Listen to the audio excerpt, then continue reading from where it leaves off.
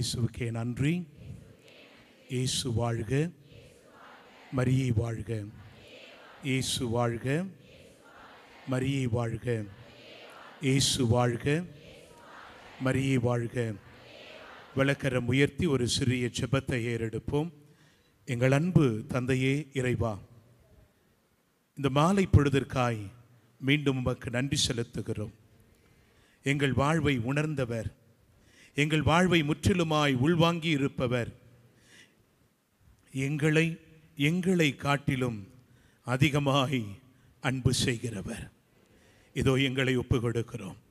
நாங்கள் எந்த நிலையில் வந்திருக்கிறோம், எப்படியான சூழலில் வந்திருக்கிறோம் என்பதை யாவற்றையும் ஆராய்ந்து பார்த்து வைத்திருக்கிற தெய்வம், எங்களை தாட்சியோடு ஒப்பு கொடுக்கிறோம். தேவரீர் எங்களை கரம் பிடித்து உமக்கு விருப்பமான நிலையில் வழியில் வழி நடத்துவீராக. ஆமென். இயேசுவுக்கே புகழ், இயேசுவுக்கே நன்றி.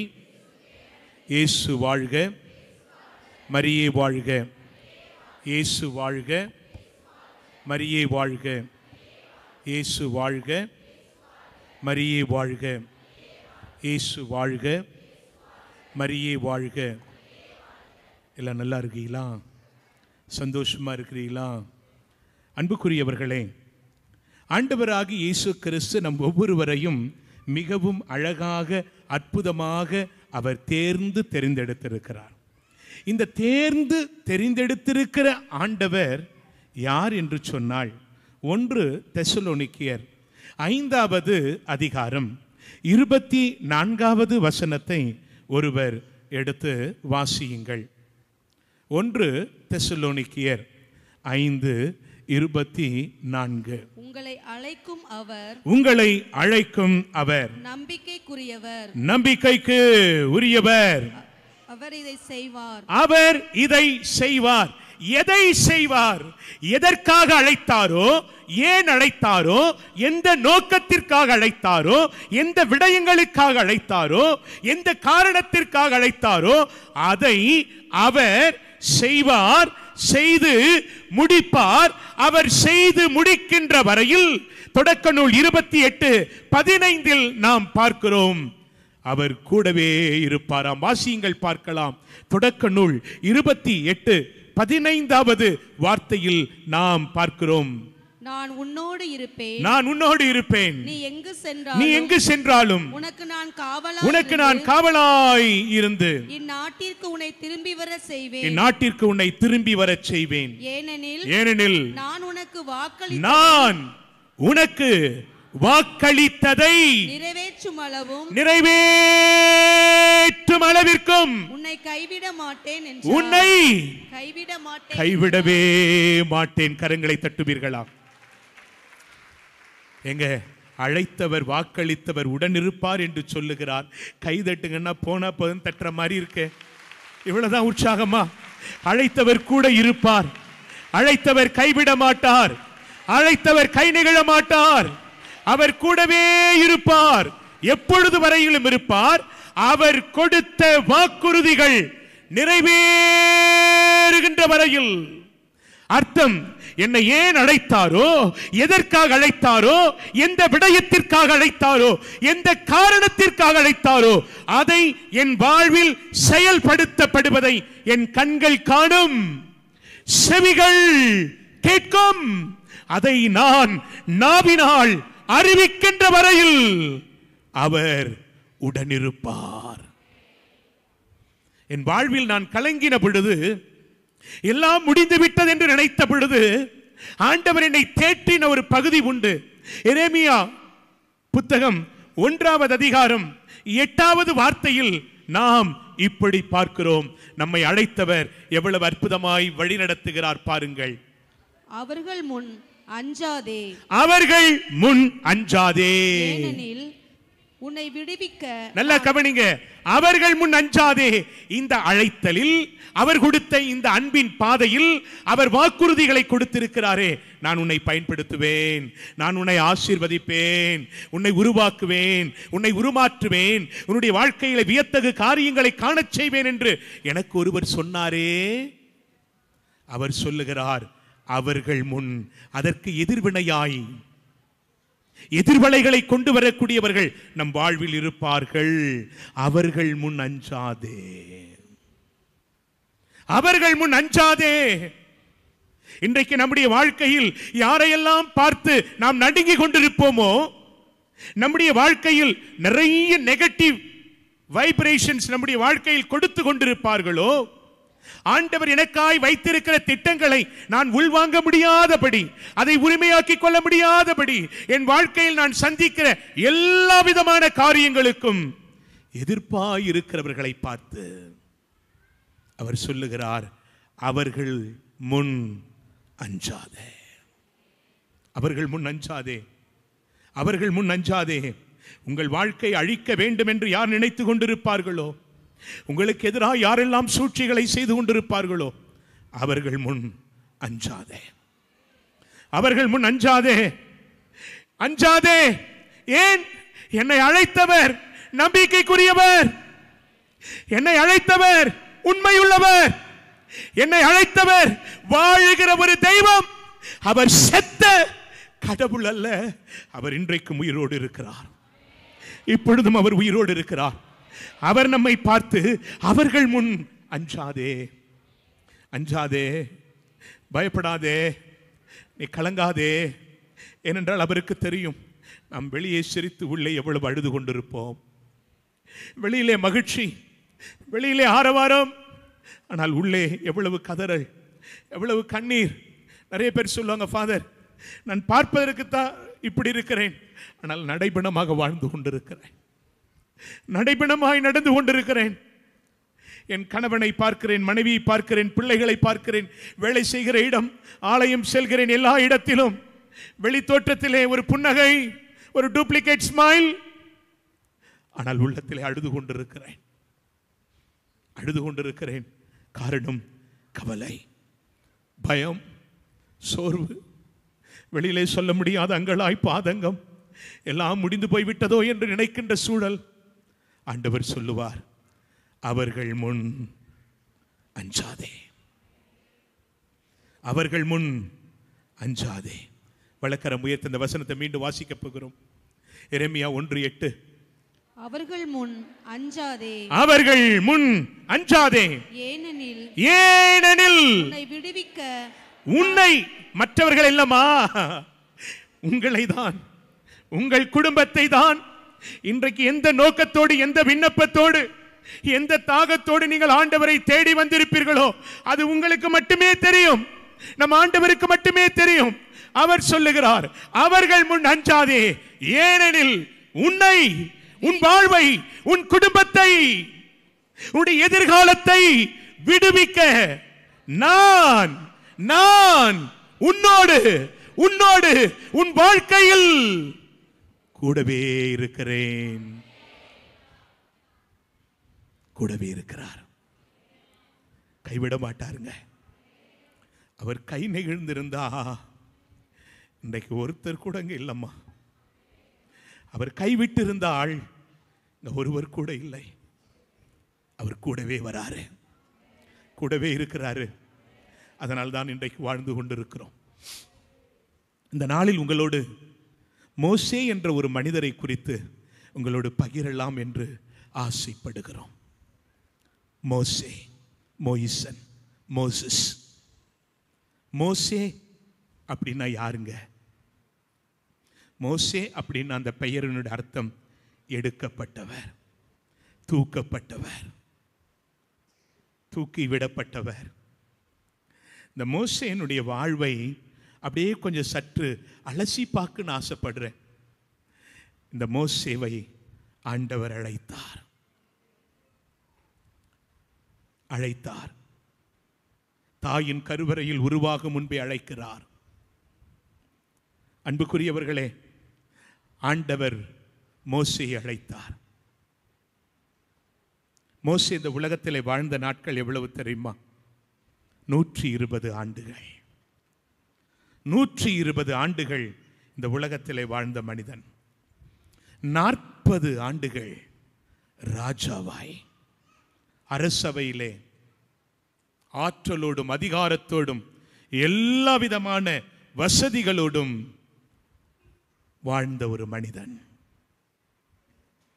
அடுத்து 40 ஆண்டுகள் அடிமைகளோடு அடிமையாக மறைந்த வாழ்வு, பயத்தோடு வாழ்ந்த வாழ்வு, ஆடுகளை மேய்த்து கொண்டிருந்த நிலை. அன்புக்குரியவர்களே, மோசேயுடைய தாயார் என்ன செய்கிறார் பாருங்கள். 2வது அதிகாரத்தை குறித்து வைத்துக் கொள்ளுங்கள், இல்லம் சென்று வாசித்து பாருங்கள். அன்புக்குரியவர்களே, picked up, lifted up, drawn out. இதோ ஒரு மனிதனை எடுக்கிறார்கள், தூக்கி எடுக்கிறார்கள். அந்த தாய் என்ன செய்றா? கொஞ்ச நாள் தன்னுடைய மகனை பாதுகாக்கிறா.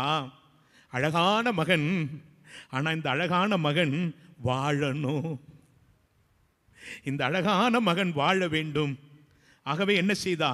அங்கிருந்த நாணலை எடுத்து கூடை போல பின்னி அதை அனுப்புறா. உங்களுக்கெல்லாம் தெரிந்த ஒரு நிகழ்வு, அதற்குள்ளாக நான் போக விரும்பவில்லை. அன்புக்குரியவர்களே, உங்கள் வீட்டில் இன்றைக்கு அநேக பிள்ளைகள், உங்கள் பிள்ளைகள் அழகான பிள்ளைகள் தான், அருமையான பிள்ளைகள் தான். இந்த பிள்ளைகளை நீங்கள் உங்கள் வீட்டில் இருந்து வெளியிலே அனுப்புகிறீர்களே, அது பள்ளிக்கூடத்திற்கோ படிப்பதற்கோ வேலை செய்வதற்கோ, ஏன் உங்கள் கணவனாய் இருக்கலாம், மனைவியாய் இருக்கலாம், உங்கள் உடன் பிறந்தவராய் இருக்கலாம். ஆனால் அவ அனுப்புகின்ற பொழுது அவளுடைய பார்வை அந்த கூடை மீதே இருந்தது, அந்த குழந்தையின் மீதே இருந்தது. இன்றைக்கு ஒவ்வொரு தாயும் தந்தையும் நீங்கள் செபிக்கின்ற பொழுது உங்களுடைய பார்வை ஆண்டவர் முன்னிலையில் உங்கள் பிள்ளைகளை நோக்கி இருப்பதாக, பிள்ளைகளை உயர்த்துவதாக இருப்பதாக. ஆண்டவரை நோக்கி பார்க்கிற யாவரும் இங்கே பார்க்கிறோம். போகிற பொழுது அங்கே இருந்தவர்கள், அந்த பெண்மணி என்ன செய்றா? அந்த குழந்தை எடுக்கிறா. அவளுக்கு தெரியும், இது எபிரேய குழந்தை, இது எகிப்திய குழந்தை இல்லை, இது எகிப்திய குழந்தை இல்லை, எபிரேய குழந்தை. அப்படியானால் இந்த குழந்தை சாகடிக்கப்பட வேண்டிய ஒரு குழந்தை, இது வெட்டி துண்டாக்கப்பட வேண்டிய ஒரு குழந்தை. ஆனா யார் எதிராயிருப்பார்களோ அவர்கள் நம் சார்பாய் மாற்றுகிறவராயிருக்கிறார் ஆண்டவர். எந்த எதிரி இந்த குழந்தையை அழித்திருக்க வேண்டுமோ அந்த எதிரியே இந்த குழந்தையை எல்லா விதமான ஆசீர்வாதங்களிலும் வளர்ப்பதற்கு ஆண்டவர் அந்த பெண்மணியை பயன்படுத்துகிறார். சற்று உங்கள் வாழ்வை யோசித்து பாருங்கள். நாம் நம்முடைய வாழ்வில் சிறு பிள்ளைகளாய் இருந்த பொழுது, இளம் வயதில் வந்த பொழுது, இல்ல நடு வயதை தாண்டின பொழுது, இல்ல முதிர் வயதை கடந்த பொழுது, நம்முடைய வாழ்வில் எத்தனையோ எத்தனையோ நிகழ்வுகள் அழிந்து போயிருக்க வேண்டிய நம்மை இன்னமும் ஆண்டவர் உயிரோடு வைத்திருக்கிறார். நமக்கு எதிரானவர்கள் கூட நம்முடைய சார்பாய் நமக்காக பல நிலைகளில் உதவி இருக்கிறார்கள், ஒத்தாசை செய்திருக்கிறார்கள். 40 ஆண்டுகள் அரச குலத்திலே எல்லா விதமான ஆசீர்வாதங்களோடு இருந்தாரே, அப்பெல்லாம் மோசேயை ஆண்டவர் பயன்படுத்தலங்க. ஆரவாரத்தோடும் ஆற்றலோடும் அதிகாரத்தோடும் இருந்த மோசே பயன்படுத்தப்படவில்லை.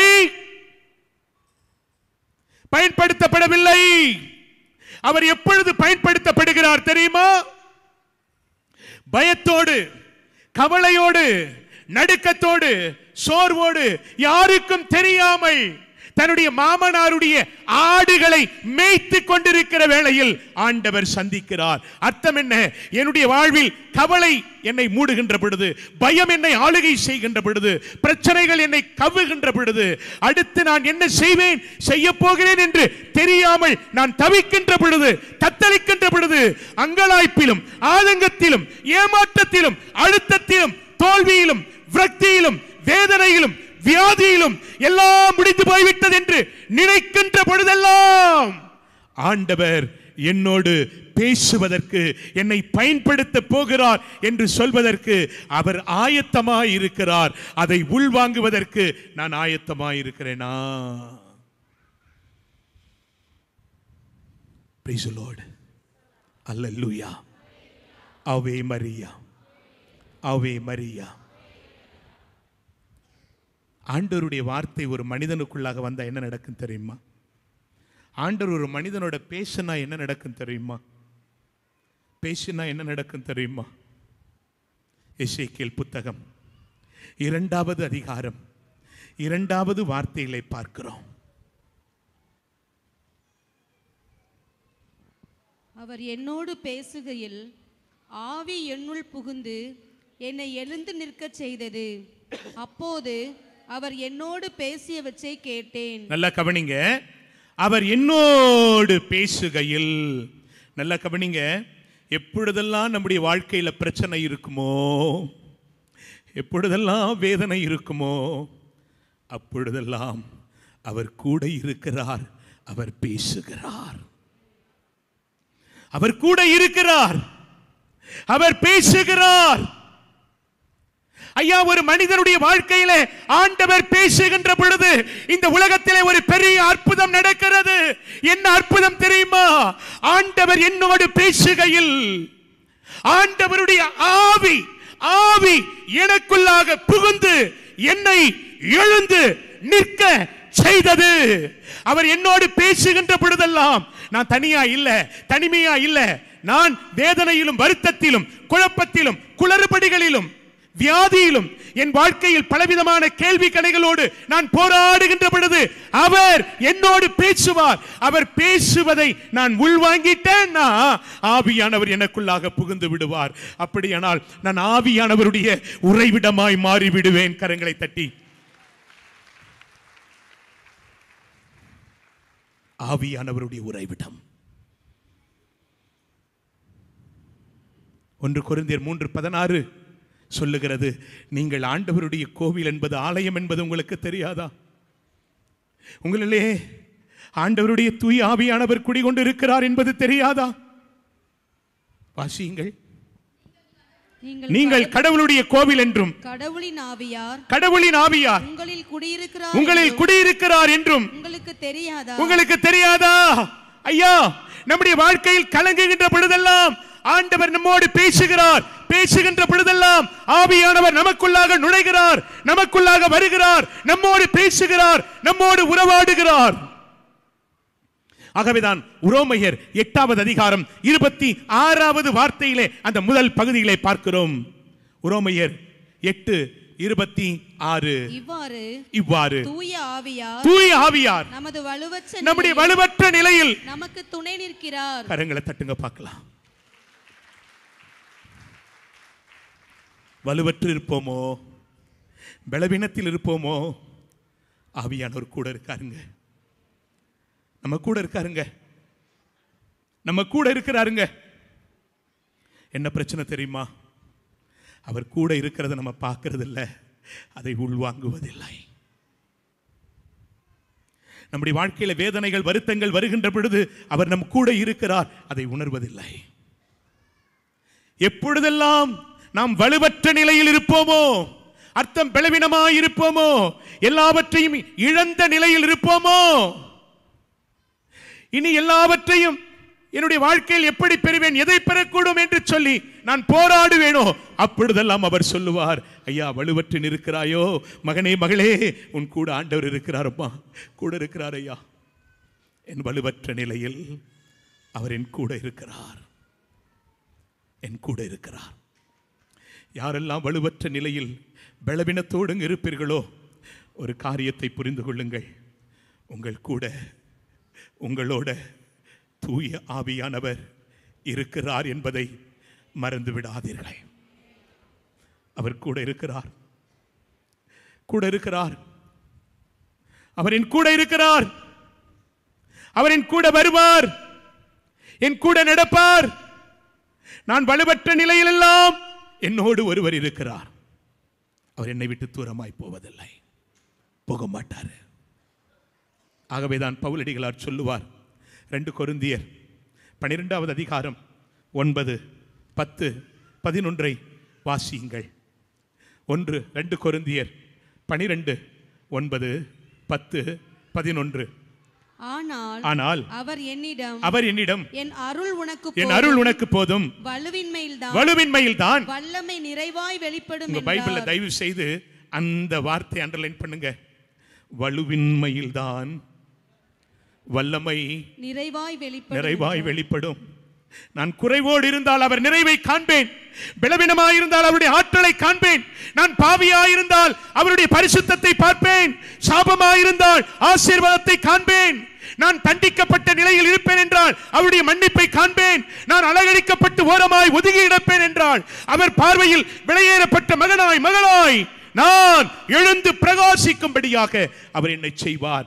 நான் குறைவுள்ளவன், நான் வலுவின்மை நிறைந்த மகள் என்று நான் வாழ்கின்ற பொழுதெல்லாம் அவர் நிறைவை வெளிப்படுத்தி கொண்டே இருப்பார். எனக்கு தெரியும், என்னால் முடியும், நான் என்று சொல்கின்ற மனிதன் வாழ்வை அவர் பயன்படுத்துவது மிக பெரிய கேள்விக்குறிதான். வலுவின்மையில்தான் வல்லமை நிறைவாய் வெளிப்படும். ஏன் தெரியுமா? வலுவின்மையில் ஏங்க வல்லமை நிறைவாய் வெளிப்படும்? ஏன் வலுவின்மையில் வல்லமை நிறைவாய் வெளிப்படும் தெரியுமா? இதை மறுபடியும் வாசிப்போம். 1 கொரிந்தியர் 13:10 உங்களுக்கு தெரிந்த வசனம்தான். நிறைவானவர் வருகின்ற பொழுது அரைகுறைவானதெல்லாம் அகன்று போகும். ஐயா, நான் அரைகுறை மனிதன்.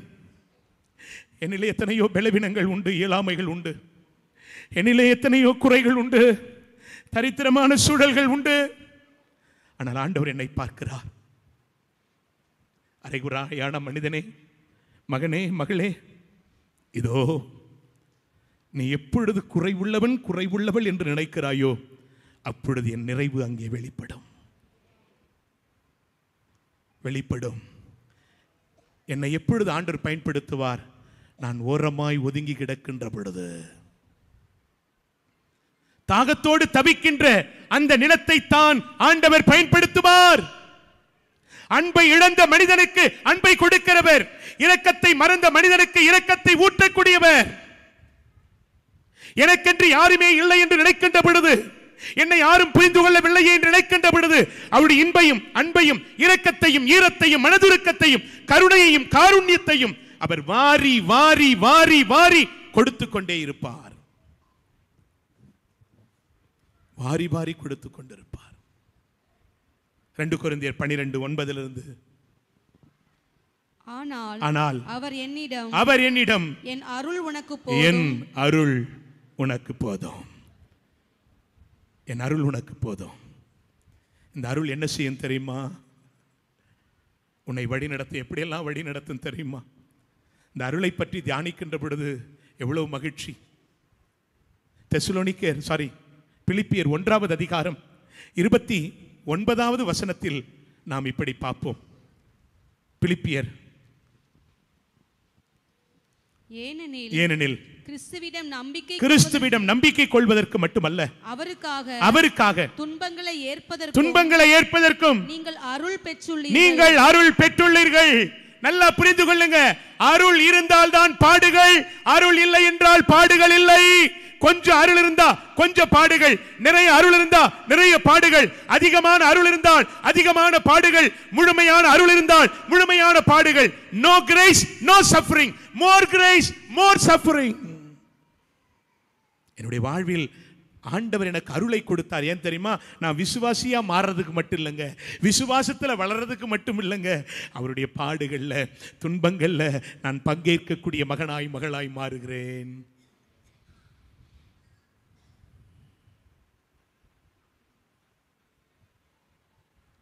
உங்க வாழ்க்கையில நீங்க பாடுகளுக்கு மேல் பாடுகளை சந்தித்துக் கொண்டிருப்பவர்களா? வேதனைக்கு மேல் வேதனைகளை சந்தித்துக் கொண்டிருப்பவர்களா? மறந்து விடாதீர்கள். நீங்கள் அருளை அப்படியே கொஞ்சம் கொஞ்சமாய் உள்வாங்கி ஆண்டவருடைய இந்த அருளிலே நாம் வளர்ந்து கொண்டிருக்கிறோம். கைதட்டும் பொழுது இப்படி தட்டக்கூடாது.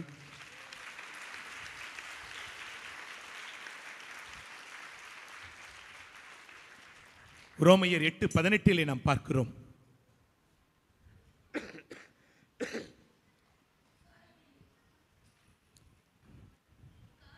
இக்காலத்தில் நாம் படும் துன்பங்கள் எதிர்காலத்தில் நமக்காக வெளிப்பட போகிற மாட்சியோடு ஒப்பிட தகுதியற்றவை என நான் எண்ணுகிறேன்.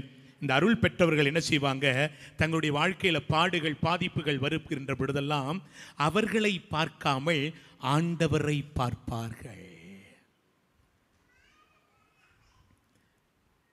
அருளை பெற்ற மனிதன் தன்னுடைய வாழ்க்கையில பாடுகள் சிறியதோ பெரியதோ, குறைகள் சிறியதோ பெரியதோ, அவமானங்கள் சிறியதோ பெரியதோ, அங்கலாய்ப்புகள் வியாதிகள் சிறியதோ பெரியதோ, அவர்கள் அதை பார்ப்பதில்லை.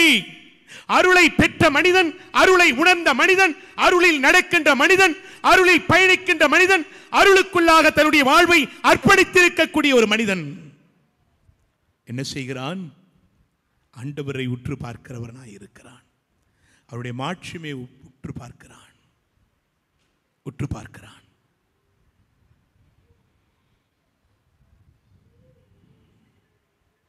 புனித ஞான பிரகாசியார் சென்ட் அலோசியஸ் கொன்சகா 4 வயதில் இருக்கின்ற பொழுது வீட்டிற்கு மூத்த மகன். அப்பா சொல்றாரு, மகனே, நீ அரசியலில் பெரிய ஆளா வரணும், இராணுவ தளபதியா வரணும் அப்படின்னு சொல்லி 4 வயதிலிருந்து ஞானப்பிரகாசியரை மிலிட்டரியில் ட்ரைனிங் பண்றார். என்ன வயசு? நல்லா கவனித்துங்க. என்ன வயசு? ஆமா, நம்ம வீட்டில் இருக்க 4 வயசு பிள்ளைக்கு நம்ம ஏபிசிடி கட்டி கொடுத்து என்ன செய்துடுறோம்? ஆமா, ஒரு சில பெற்றோர்லாம் நொந்து நூலா போயிடுறாங்க, பாவம். 4 வயது சிறுவனை ஆர்மியில இராணுவத்தில் பயிற்சிக்கணும், எதிர்காலத்தில் மிக சிறந்த அரசியல் தலைவராய் வர வேண்டும், பெரிய நோபல் ஃபேமிலி, செல்வந்த குடும்பம். அப்படியே போய் கொண்டிருந்த பொழுது ஒரு 8 வயது இருக்கிற பொழுது 2 கிட்னியும் பாதிப்பாகுது, சிறுநீரகத்தில் பிரச்சனை. அப்பா முடிவெடுக்கிறார், எப்படியாவது எவ்வளவு செலவு பண்ணாலும் என்னுடைய மகனை நான் காப்பாற்றி விட வேண்டும். தாய் பார்க்கிறா, ஆண்டவரே, என் மகனை உம்முடைய கரத்தில் கொடுக்கிறேன், அவன் சுகமானால் அவன் உமக்காய் பயன் பெறுவான். தந்தையினுடைய எண்ணம் அரசியல் தலைவர், இராணுவ தளபதி. ஆனா தாய் சொல்றா, என் மகனோ உயிருக்கு போராடி கொண்டிருக்கிறான், ஆகவே என்னுடைய மகனை உம்முடைய கரத்தில் ஒப்பு கொடுக்கிறேன், அவரை பயன்படுத்தும். சுகமாயிட்டாரு. 9 வயதிலிருந்து 13 வயது வரையிலும் கடும் தபம். என்னது? ஆமா, ஒரு வாரத்தில் 2 நாட்கள் 3 நாட்கள் உபவாசம் இருக்கிறார். என்ன வயதுங்க? 9லிருந்து 13 வயது. அப்பா பார்க்கிறார், இவன் இப்படியே போனாக்கா சரிப்பட்டு வரமாட்டான் அப்படின்னு சொல்லி ஸ்பெயின் தேசத்துக்கு அழைச்சிட்டு போயிட்டு ராஜ அரண்மனையிலே மற்ற இளம் பெண்கள், இளம் வயதில் இருக்கிற வாலிப தம்பி தங்கையர்கள் எல்லோரோடும் இவனை பழக வைக்கிறார்கள். பாருங்க, ஒரு மனிதனை ஆண்டவர் தேர்ந்தெடுத்து உன்னை பயன்படுத்துவேன் என்று சொன்னா அவன் வாழ்க்கையில் பாடுகள் வருவது மட்டுமல்ல, அவன் வாழ்வில் சோதனைகளும் வரும். அவன் வாழ்வில் எல்லா விதமான சோதனைகள். இந்த மனுஷன் பார்க்கிறான், ஆஹா இவ்வளவு சோதனையா அப்படின்னு சொன்னா நான் இன்னும் அதிகமாக என்னுடைய உடலை ஒருக்க வேண்டும் என்று சொல்லி அதிகமான நோன்பு இருக்கின்றார். அப்பா ஒரு கட்டத்தில் சொல்றாரு, இங்க பாரு, என்ன செய்ய போற? குறுமடத்தில் ஜாயின் பண்ண போறேன். குறுமடத்தில் ஜாயின் பண்ண போறேன். ஏனென்றால் அவர் யாருடைய வாழ்வால் தொடப்பட்டார்? தூத்துக்குடி மண்ணிற்கு வந்த நம்முடைய பிரான்சிஸ் சவேரியார் புனிதருடைய வாழ்வினால், வார்த்தையினால் ஈர்க்கப்பட்ட மனிதர். ஒருவேளை 23 வயதிலே ஞானப்பிரகாசியார் சாகாமல் இருந்திருந்தால் அவர் ஒருவேளை தூத்துக்குடிக்கு வந்திருக்கலாம்.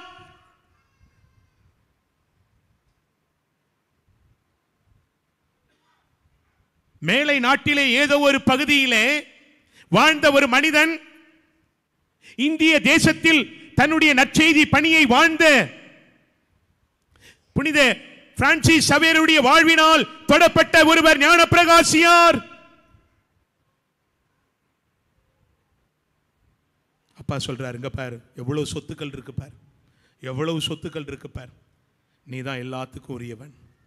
அவர் சொல்றாரு, இந்த உலகத்தின் அரசனாய் இருப்பதை காட்டிலும், எப்படி இந்த உலகத்தின் அரசனாய் இருப்பதை காட்டிலும் என் ஆண்டவர் இயேசுவனுடைய செல்ல பிள்ளையாய் இருப்பதையே நான் பெருமையாகவும் மகிழ்ச்சியாகவும் ஆசீர்வாதமாகவும் கருதுகிறேன்.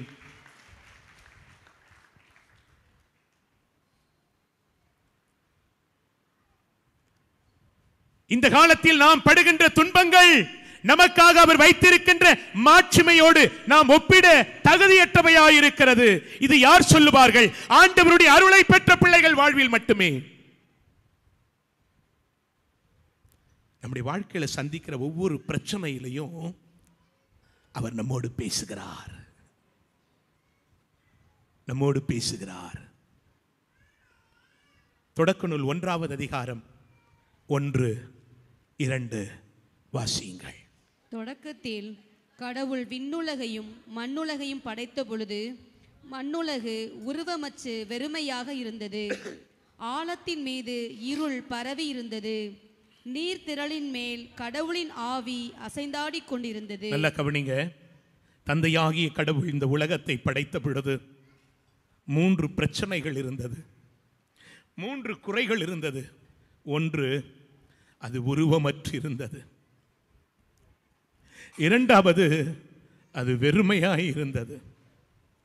மூன்றாவது, ஆழத்திலிருந்து இருள் பரவி இருந்தது. உருவமற்ற நிலை, formless, emptiness, void, isolation. உருவமற்ற நிலை, அர்த்தமற்ற நிலை, வெறுமையான நிலை, எல்லா திசையிலும் இருள் சூழ்ந்த நிலை. ஒருவேளை அப்படியான ஒரு வாழ்வில் நாம் பயணம் செய்து கொண்டிருப்போமோ? ஒரு சிலர் சொல்லுவாங்க, ஃபாதர் 2 படி ஏறி இருக்கேன் ஃபாதர், ஆனால் 20 படி இறங்கிட்டேன் ஃபாதர். இப்போதான் குடும்பம் நல்லா வருவதை போல இருந்தது ஃபாதர், ஆனால் எப்படி படுமோசமாய் போனது என்று தெரியல father. We don't know what to do. என்ன செய்வதென்று தெரியவில்லை. ஐயா, நம்முடைய வாழ்க்கையில் உருவமற்ற ஒரு நிலை, வெறுமையான ஒரு நிலை, இருள் சூழ்ந்து நம்மை கவ்விக்கொண்டிருக்கிற வேளையில் நீர்த்திரளின் மேல் ஆவியானவர் அசைவாடுகிறார், நம்மோடு பேசுகிறார். மகனே என்னை பார், மகளே என்ன பார், என்னை பார். Look at me, come on, look at me, listen to me. என்னை பார், நான் சொல்வதை கேள், என்னை கேள், நான் சொல்வதை கேள். எழுந்துரு, எழுந்துரு. தம்பிங்க 2 பேர் எழும்புங்களேன், 2 பேர் எழும்புங்க, எழும்புங்கம்மா.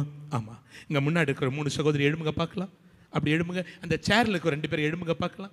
2 பேர் சேரில் இருக்கிறவங்க எழும்புங்க. இந்த சைடில் சேரில் இருக்கிற 2 பேர் எழும்புங்களேன், சும்மா எழும்புங்க.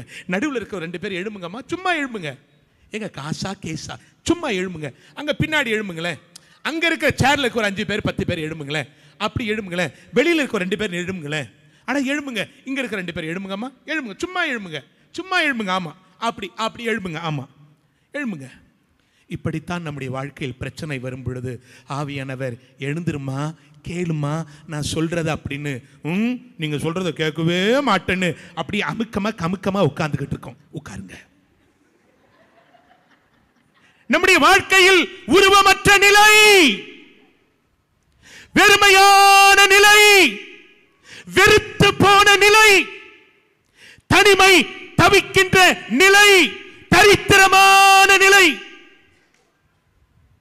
காலையும் மாலையும் இருள் சூழ்ந்த நிலை. அப்பொழுதெல்லாம் ஒருவர் அசைவாடுகிறார், அர்த்தம் பேசுறாரு, பேசுகிறார். அவர் பெயர் ஆவியானவர். உங்க வாழ்க்கையில் நீங்க எவ்வளவு பிரச்சனைகளை சந்திப்பீர்களோ அதை விட பன்மடங்கான ஆற்றலோடு ஆண்டவர் பேசுகிறார். ஆனால் அதை கேட்பதற்கு நான் தயாராயிருக்கிறேனா? எடுக்கப்பட்ட ஒரு மனிதன் மோசே. மோசே அரசவையில் இருந்த பொழுது ஆண்டவர் மோசேயோடு பேசவில்லை. அதிகாரத்தோடு இருந்த பொழுது பயன்படுத்தவில்லை. ஒருவேளை அதிகாரத்தில் இருந்த பொழுது என்ன செய்திருக்கலாம்? ஒரு 10 கிலோ தங்கம் கொடுத்திருக்கலாம் இல்லையா? வைரம் கொடுத்திருக்கலாம், வைடூரியம் கொடுத்திருக்கலாம், ரொம்ப சுலபமாக இருந்திருக்கும். ஆண்டவர் பயன்படுத்தவில்லை. அப்படின்னா ஃபாதர் இன்றைக்கு நான் நல்லா இருக்கேன், என்னை பயன்படுத்த மாட்டாரா? அதனுடைய அர்த்தம் அதுவல்ல. அவருடைய விருப்பம் யாரை எந்த நேரத்தில் பயன்படுத்த வேண்டும் என்பது. ஆனால் ஒன்றை மறந்து விடாதீர்கள், நான் இப்பொழுதெல்லாம் கலங்கி போயிருப்பேனோ, கடைகோடியாய் ஓரமாய் ஒதுங்கி கிடப்பேனோ, அப்பொழுதெல்லாம் அவர் என்னை ஆற்றலோடு வல்லமையோடு பயன்படுத்த ஆசைப்படுகிறார் என்பதை மறந்து விடாதீர்கள்.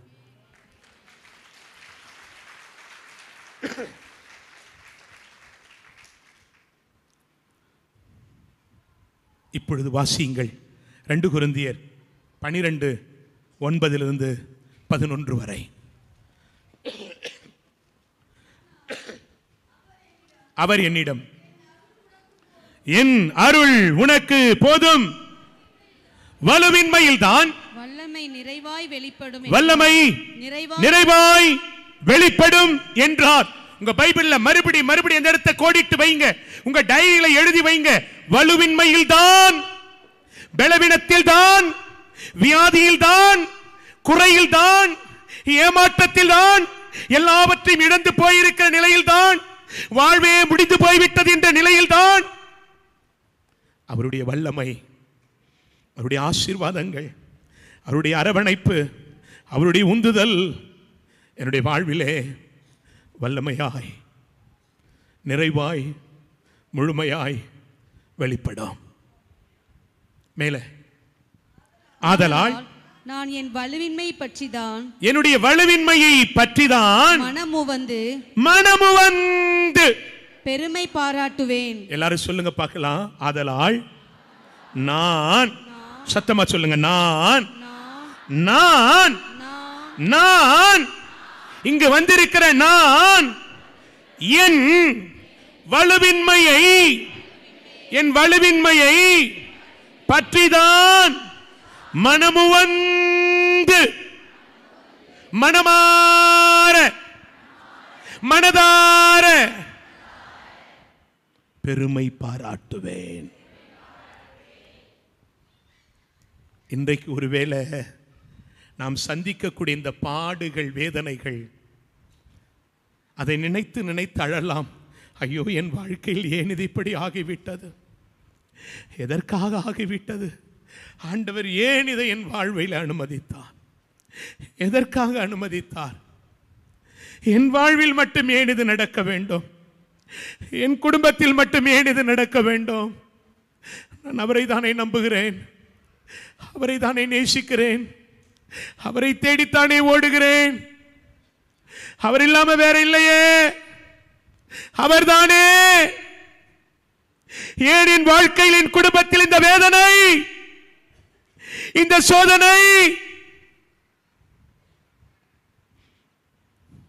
அன்புக்குரியவர்களே, இந்த அருளை பார்க்கிற மனிதன், ஆண்டவரை பார்க்கிற மனிதன், அழைத்தவர் உண்மையுள்ளவர் என்பதை அறிந்த அந்த மனிதன் தன்னுடைய வலுவின்மை, தன்னுடைய வேதனை, தன்னுடைய வியாதி, தன்னுடைய அவமானங்கள், தன்னுடைய அங்கலாய்ப்புகள், வெளியிலே சிரித்து உள்ளே அழுகிற அந்த அழுகை, பலவிதமான கேள்வி கணைகள், இன்றைக்கு அது பதில் கொடுக்காமல், தெளிவை கொடுக்காமல் இருந்தாலும், நாளைக்கு நாம் திரும்பி பார்க்கின்ற பொழுது நம்ம என்ன சொல்லுவோம் தெரியுமா? ஆண்டவரே, என் வாழ்க்கையில் இந்த பாடுகளையும் வேதனைகளையும் இந்த பிரச்சனையும் போராட்டத்தையும் அனுமதித்தீரே, நன்றி ஐயா, நன்றி ஐயா, நன்றி ஐயா என்று நன்றி சொல்லி அவரை நாவால நாம் ஆராதிப்போம்.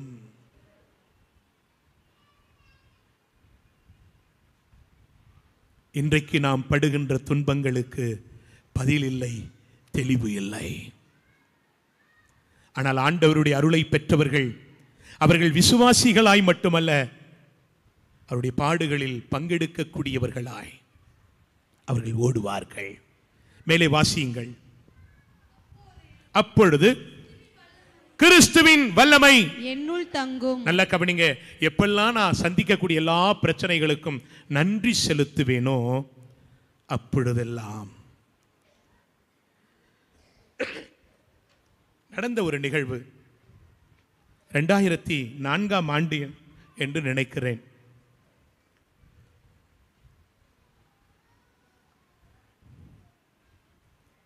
நான்கு நெறியில் இருந்த பொழுது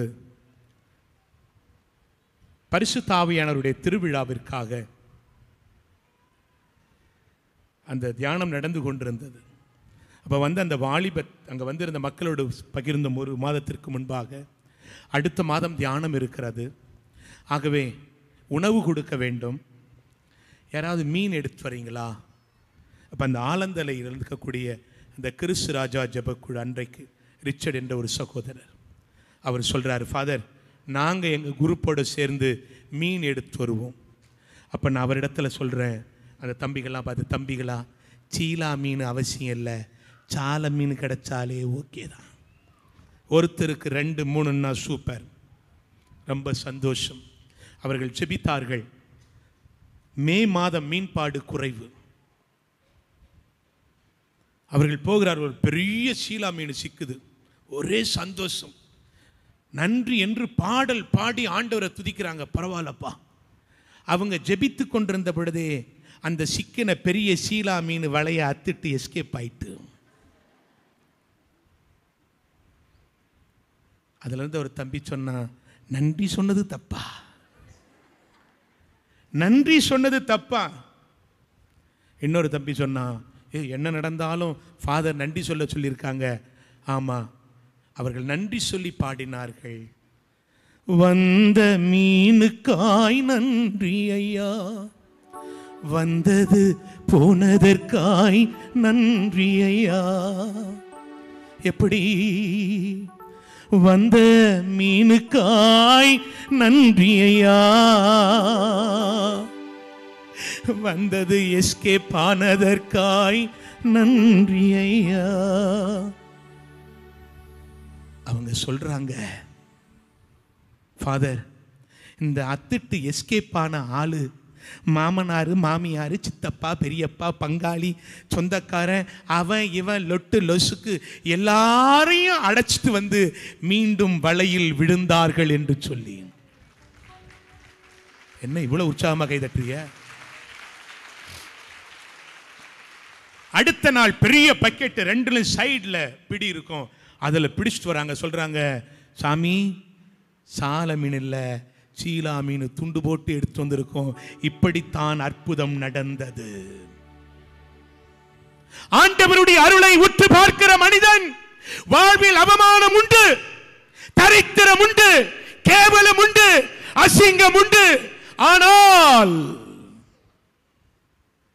அவனிலே வல்லமை நிறைவாய் வெளிப்படுவதை அவன் அனுபவிப்பான், அனுபவித்துக் கொண்டே இருப்பான். மேலே வாசியுங்கள் 2 கொரிந்தியர். ஆகவே என் வலுவின்மையிலும் இகழ்ச்சியிலும் இடரிலும் இன்னலிலும் நெருக்கடியிலும் கிறிஸ்துவை முன்னிட்டு நான் அகமகிழ்கிறேன். ஏனெனில் நான் வலுவற்றிருக்கும் போது வல்லமை பெற்றவனாக இருக்கிறேன். நல்லா கவனிங்க. ஆகவே என் வலுவின்மையிலும் என் இகழ்ச்சியிலும் என் இடரிலும் என் இன்னலிலும் என் நெருக்கடியிலும் கிறிஸ்துவை முன்னிட்டு நான் அகமகிழ்கிறேன். இது அருளை பெற்ற மனிதன். அப்படி அகமகிழ்கின்றபடியினால் நான் வலுவற்றிருக்கும் போது வல்லமை பெற்றவனாக இருக்கிறேன். என்னுடைய வாழ்க்கையில பிரச்சனை வரும் பொழுது என்னோட ஒருவர் பேசுகிறார். அந்த பேசுகிற சப்தத்தை நான் உள்வாங்கி விட்டால் வல்லமையை இழந்தவனாக அல்ல, ஆசீர்வாதத்தை இழந்தவனாக அல்ல, ஆண்டவருடைய திட்டத்தை சித்தத்தை மறுக்கிறவனாய் இழக்கிறவனாய் அல்ல, அதை உரிமையாக்கிக் கொண்டு அதில் வாழக்கூடியவனாய் சாட்சியாய் உருமாற்றக்கூடிய மகனாய் மகளாய் அவர் என்னை எழுந்து பயன்படுத்துவார்.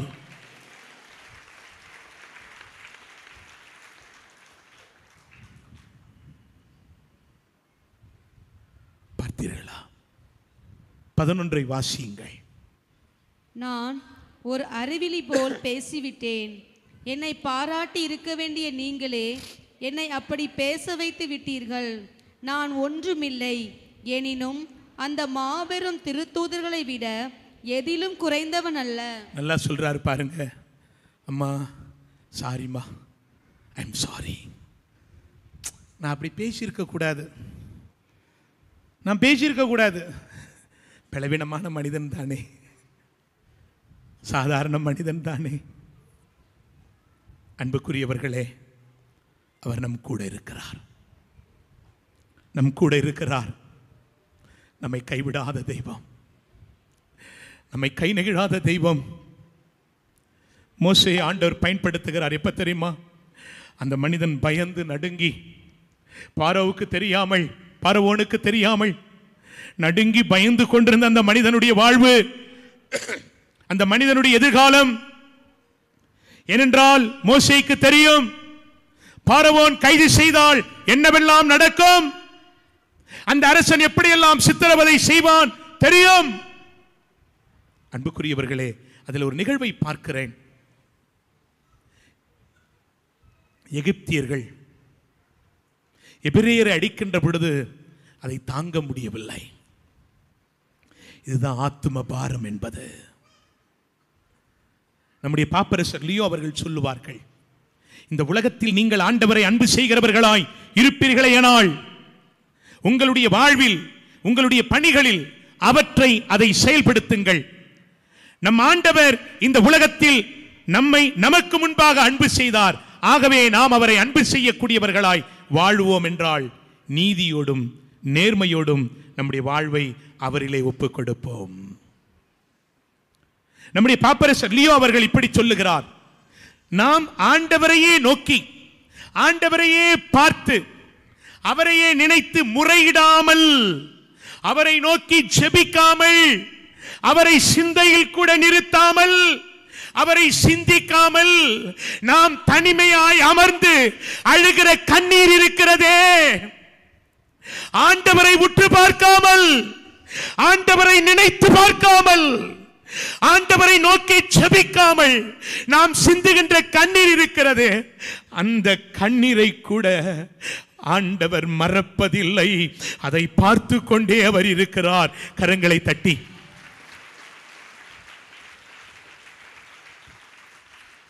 அவரை பார்க்காமல் சிந்துகிற கண்ணீர், அவரை நோக்கி பார்க்காமல் வெளிப்படுகிற கண்ணீரை கூட அவர் பார்ப்பார் என்று சொன்னால், இன்றைக்கு ஆண்டவரை தேடி வந்து திருப்பலிக்கு செல்லுகின்ற பொழுதெல்லாம், நற்கருணை பிரசனத்தை நோக்கி போகின்ற பொழுதெல்லாம், குடும்ப ஜெபத்தில் அமருகின்ற பொழுதெல்லாம் ஆண்டவரே என்று கண்ணீரோடு கதறுவோமோ, அந்த கண்ணீரை ஆண்டவர் முழுமையாய் முற்றிலுமாய் கேட்கிறவராய், பார்க்கிறவராய், பதில் கொடுக்கிறவராய், ஆசீர்வதிக்கிறவராய், அரவணைக்கிறவராய், ஆற்றுப்படுத்துகிறவராய், உருமாற்றுகிறவராய், உருவாக்குகிறவராய், சாட்சிகளாய் எழுந்து பிரகாசிக்க செய்யக்கூடியவராய் அவர் இருக்கிறார். அன்புக்குரியவர்களே, மோசே பயந்து வந்த பொழுது, நடுங்கி இருந்த பொழுது, பயத்தோடு ஆடுகளை மேய்த்துக் கொண்டிருந்த மனிதன், அந்த பய வேளையில் தான் விடுதலை பயணம் 3வது அதிகாரம் 1வது வசனத்திலிருந்தே வாசிங்க 6 வரையிலும். மோசே மிதியானின் அர்ச்சகராகிய தம் மாமனார் இத்திரோவின் ஆட்டு மந்தையை மேய்த்து வந்தார். அவர் அந்த ஆட்டு மந்தையை பாலை நிலத்தின் மேச்சிசையாக ஓட்டி கொண்டு கடவுளின் மலையாகிய ஓரேபை வந்தடைந்தார். அப்போது ஆண்டவரின் தூதர் ஒரு முட்புதரின் நடுவே தீப்பிழம்பில் அவருக்கு தோன்றினார். அவர் பார்த்தபோது முட்புதர் நெருப்பால் எரிந்து கொண்டிருந்தது.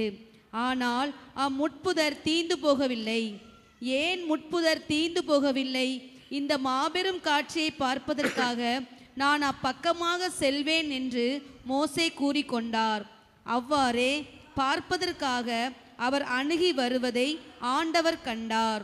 மோசே மோசே என்று சொல்லி கடவுள் முட்புதரின் நடுவில் இருந்து அவரை அழைக்க அவர் இதோ நான் என்றார்.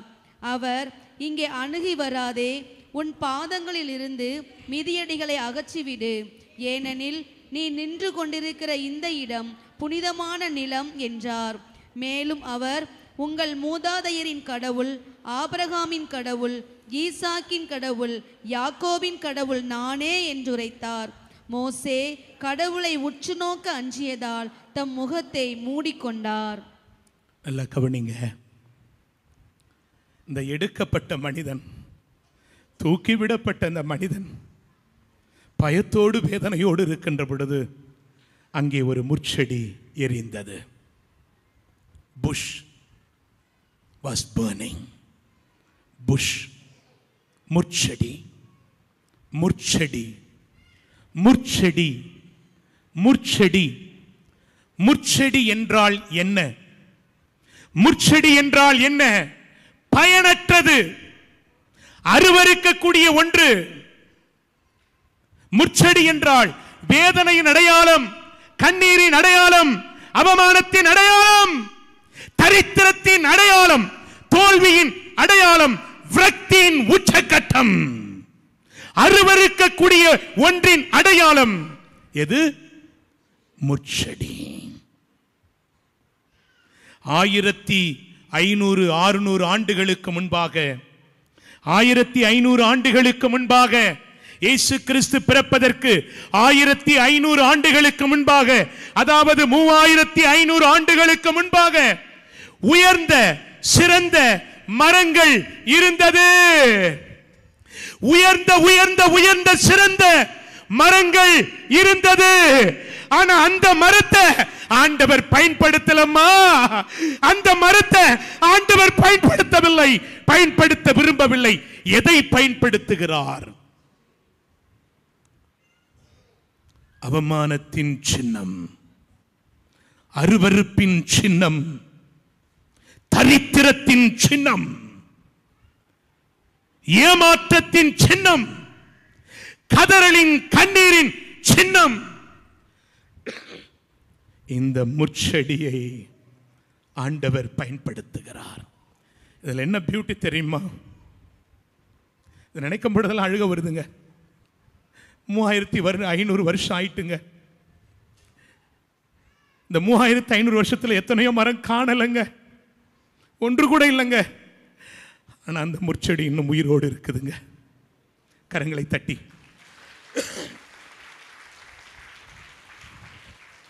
3500 ஆண்டுகள் ஆகிவிட்டது. ஐயா, முட்செடி உயிரோடு இருக்கிறது. அம்மா, முட்செடி உயிரோடு இருக்கிறது. முட்செடி உயிரோடு இருக்கிறது. ஒருவேளை உங்கள் மகன் மகள் பயத்தோடு நடுக்கத்தோடு இந்த முட்செடி போல இருப்பாரோ? ஒருவேளை நீங்கள் முட்செடி போல் இருப்பீர்களோ? இல்லை, உங்கள் மகனோ மகளோ கணவனோ மனைவியோ மோசேயை போல எடுக்கப்பட்ட நிலையில் என்ன செய்வதென்று தெரியாத நிலையில் இருப்பீர்களோ? ஆண்டவர் நம்மை பயன்படுத்த விரும்புகிறார், பயன்படுத்த விரும்புகிறார். ஒரு 3 ஆண்டுகளுக்கு முன்பாக கனடாவிலிருந்து ஒரு குழுவை ஹோலிலேண்டுக்காக அழைத்து சென்றிருந்தோம். 33 நபர்கள், இலங்கை சார்ந்த மக்கள். இந்த இடத்திற்கு சென்றோம். சென்ற பொழுது நான் அவர்களோடு பகிர்ந்தேன்.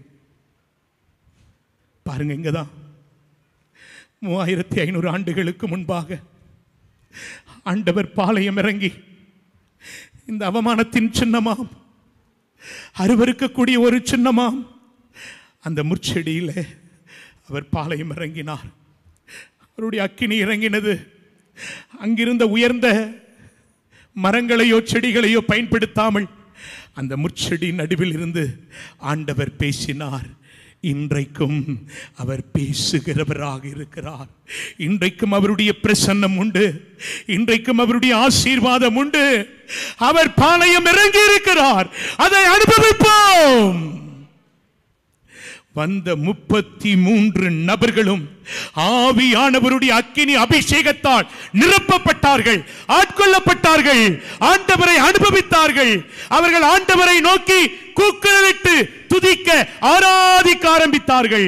வந்தவர்கள் எல்லாம் செல்ஃபி எடுத்துக்கிட்டு இருந்தாங்க, போட்டோ எடுத்துக் கொண்டிருந்தார்கள். ஆனால் அவர்களுடைய பார்வையிலே இங்கே ஒரு குழு, இங்கே ஒரு கூட்டம் ஆண்டவரை ஆராதிக்கிறதே. என்ன நடக்கிறது? எது நடக்கிறது? அன்புக்குரியவர்களே, ஆண்டவருடைய அருளை உற்று பார்க்கிற மனிதன், அவருடைய அழைத்தலை உள்வாங்குகின்ற மனிதன், அவன் வாழ்வில் மற்றவர்கள் செல்ஃபி எடுக்கலாம், மற்றவர்கள் வீடியோ எடுக்கலாம், போட்டோ எடுக்கலாம். ஆனால் நமக்கு அது பரலோகத்திற்கும் நமக்கும் இடையே கட்டப்படக்கூடிய ஒரு மகா பெரும் அபிஷேகத்தின் அனுபவம், பரலோக அனுபவம். கரங்களை தட்டி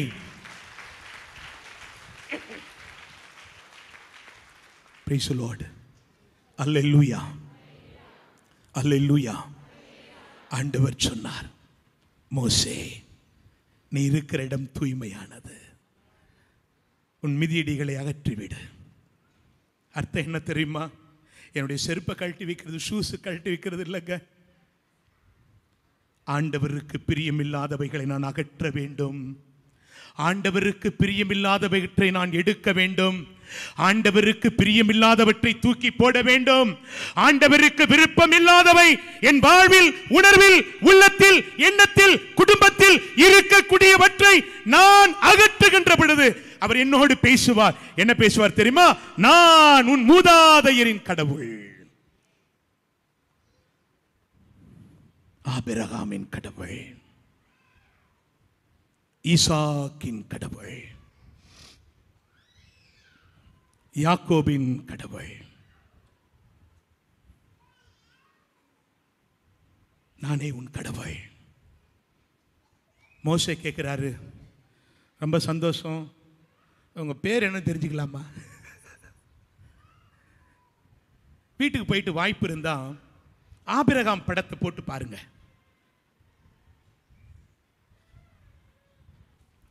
யூடியூப்ல செக் பண்ணி ஆபிரகாமின் படத்தை, ஆபிரகாமின் படத்தில் ஆபிரகாமினுடைய அப்பா கேட்பார், உன்னோட கடவுள் பேசினாருன்னு சொன்ன இல்லையா? ஆமா. அவர் எப்படி இருந்தாரு? தெரியாது. அவர் பேர் என்ன? தெரியாது. ஊர் என்ன? தெரியாது. யாரப்பா அவரு? அவர் யாருன்னு தெரியாது, ஆனால் அவர் கடவுள் என்பது தெரியும்.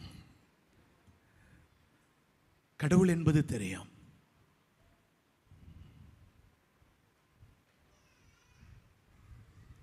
அந்த கடவுளை அனுபவிக்கிறார். 12வது அதிகாரத்தில் தொடக்க நூல் குறித்து வைத்துக் கொள்ளுங்கள், வாசிக்க வேண்டாம். ஆண்டவர் ஆபிரகாமோடு இடைப்பட்ட பொழுது அவர் பேசின அந்த நிகழ்வுகள். அன்புக்குரியவர்களே, இங்க மோசே கேட்கிறாரு, எவ்வளவு தைரியமான ஆள் பத்தியில, பயந்து நடுக்கத்தோடு இருந்தவர் ஆண்டவர் பேசுறாரு. பேசின உடனே அப்படி அப்படி அப்படி அப்படி கொஞ்சம் கொஞ்சமா ஆமா ஆண்டவரோட அந்த உறவுல இணைகிறாரு. அங்கே தெய்வ பயம் இருக்கிறது, ஆனால் ஆண்டவரோடு கூடி அந்த உறவு நெருக்கமாகிறது. நீதிமொழிகள் 1:7 பார்ப்போம், கடவுளுக்கு அஞ்சுதலே ஞானத்தின் தொடக்கம். யாருடைய வாழ்விலெல்லாம் தெய்வ பயம் இருக்குமோ அவர்கள் வாழ்வில் கடவுளோடு நெருங்கிய நெருங்கிய நெருங்கிய நெருக்கமான உறவிலே அவர்கள் வளருவார்கள். தெய்வ பயம் இருக்கிற இடத்தில் ஆண்டவருடைய உறவு அவர்களில் நெருக்கமாய் இறுக்கமாய் இருக்கும். கேட்கிறாரு, எல்லாம் கேட்பா, நீங்க சொல்லிட்டீங்க மூதாதையருடைய கடவுள், சந்தோஷம். நீங்க ஆபிரகாமின் கடவுள், ஈசாக்கின் கடவுள், யாக்கோபின் கடவுள், ரொம்ப சந்தோஷம். ஆனால் உங்கள் பேர் என்னன்னு சொல்லிட்டீங்கன்னா கொஞ்சம் ஆறுதலாக இருக்கும், கொஞ்சம் சந்தோஷமாக இருக்கும். கொஞ்சம் சொல்லுங்களேன். உடனே விவிலியம் சொல்லுகிறது, விடுதலை பயணம் 3வது அதிகாரம் 14வது வார்த்தையில், கடவுள் மோசேயை நோக்கி இருக்கின்றவராக இருக்கின்றவர் நானே என்றார். நானே I am who I am. I am who I am. அப்படின்னா என்ன மீறி ஒருத்தர் இல்லையா, என்னை தவிர ஒன்றும் இல்லையா, நானே தொடக்கமும் முடியும்பா, நான் தான் எல்லாமும், நான் தான் யாவும், நான் தான் நான் தான் நான் தான். அவரிடத்துல போய் சொல்லு. என்னவா சொல்லுங்க, மறுபடியும் தொடர்ந்து வாசிங்க. மேலும் அவர், கடவுள் மோசேயை நோக்கி இருக்கின்றவராக இருக்கின்றவர் நானே என்றார். மேலும் அவர், நீ இஸ்ரேல் மக்களிடம் இருக்கின்றவர் நானே என்பவர் என்னை உங்களிடம் அனுப்பினார் என்று சொல் என்றார். பாத்தீங்களா,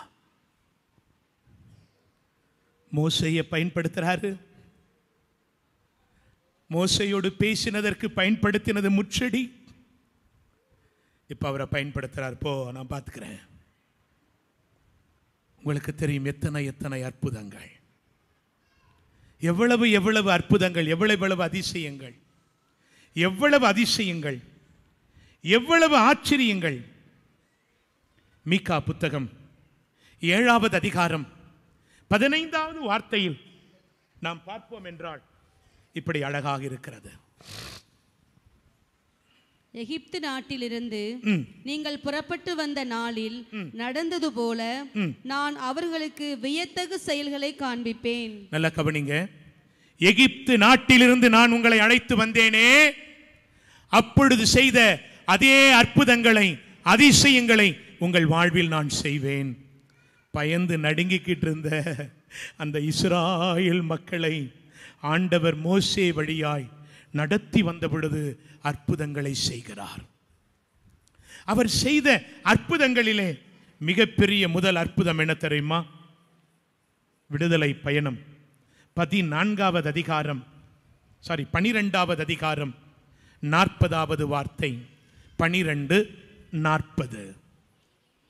எகிப்தில் குடியிருந்த இஸ்ரேல் மக்கள் அங்கு வாழ்ந்த காலம் 430 ஆண்டுகள். நல்லா கவனிங்கம்மா. இஸ்ராயேல் மக்கள் 430 ஆண்டுகள் எகிப்து தேசத்தில் வாழ்ந்தார்கள். யோசேப்பின் மரணத்திற்கு பிறகு அவர்கள் அடிமையாய் மாறி போனார்கள். அடிமைத்தனம், அடிமையில் வாழ்ந்த ஒரு கொடூரம்.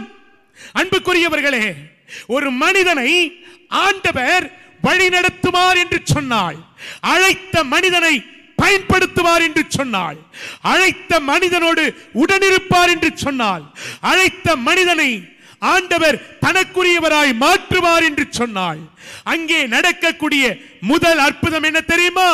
ஒரு மனிதன் அடிமை தனத்திலிருந்து விடுதலை பெறுவான். உங்கள் மகன் மகள் யாராக இருந்தாலும், உங்கள் குடும்பத்திலே எப்படியான அடிமைத்தனத்தில் உங்கள் வீட்டில் இருப்பவர்கள் பாதிக்கப்பட்டிருப்பார்கள், அழைத்து வாருங்கள். அவரால் கூடாதது, முடியாதது ஒன்றும் இல்லை. யோபு புத்தகம் 5வது அதிகாரம் 9வது வார்த்தையில் இப்படி நாம் பார்க்கிறோம்.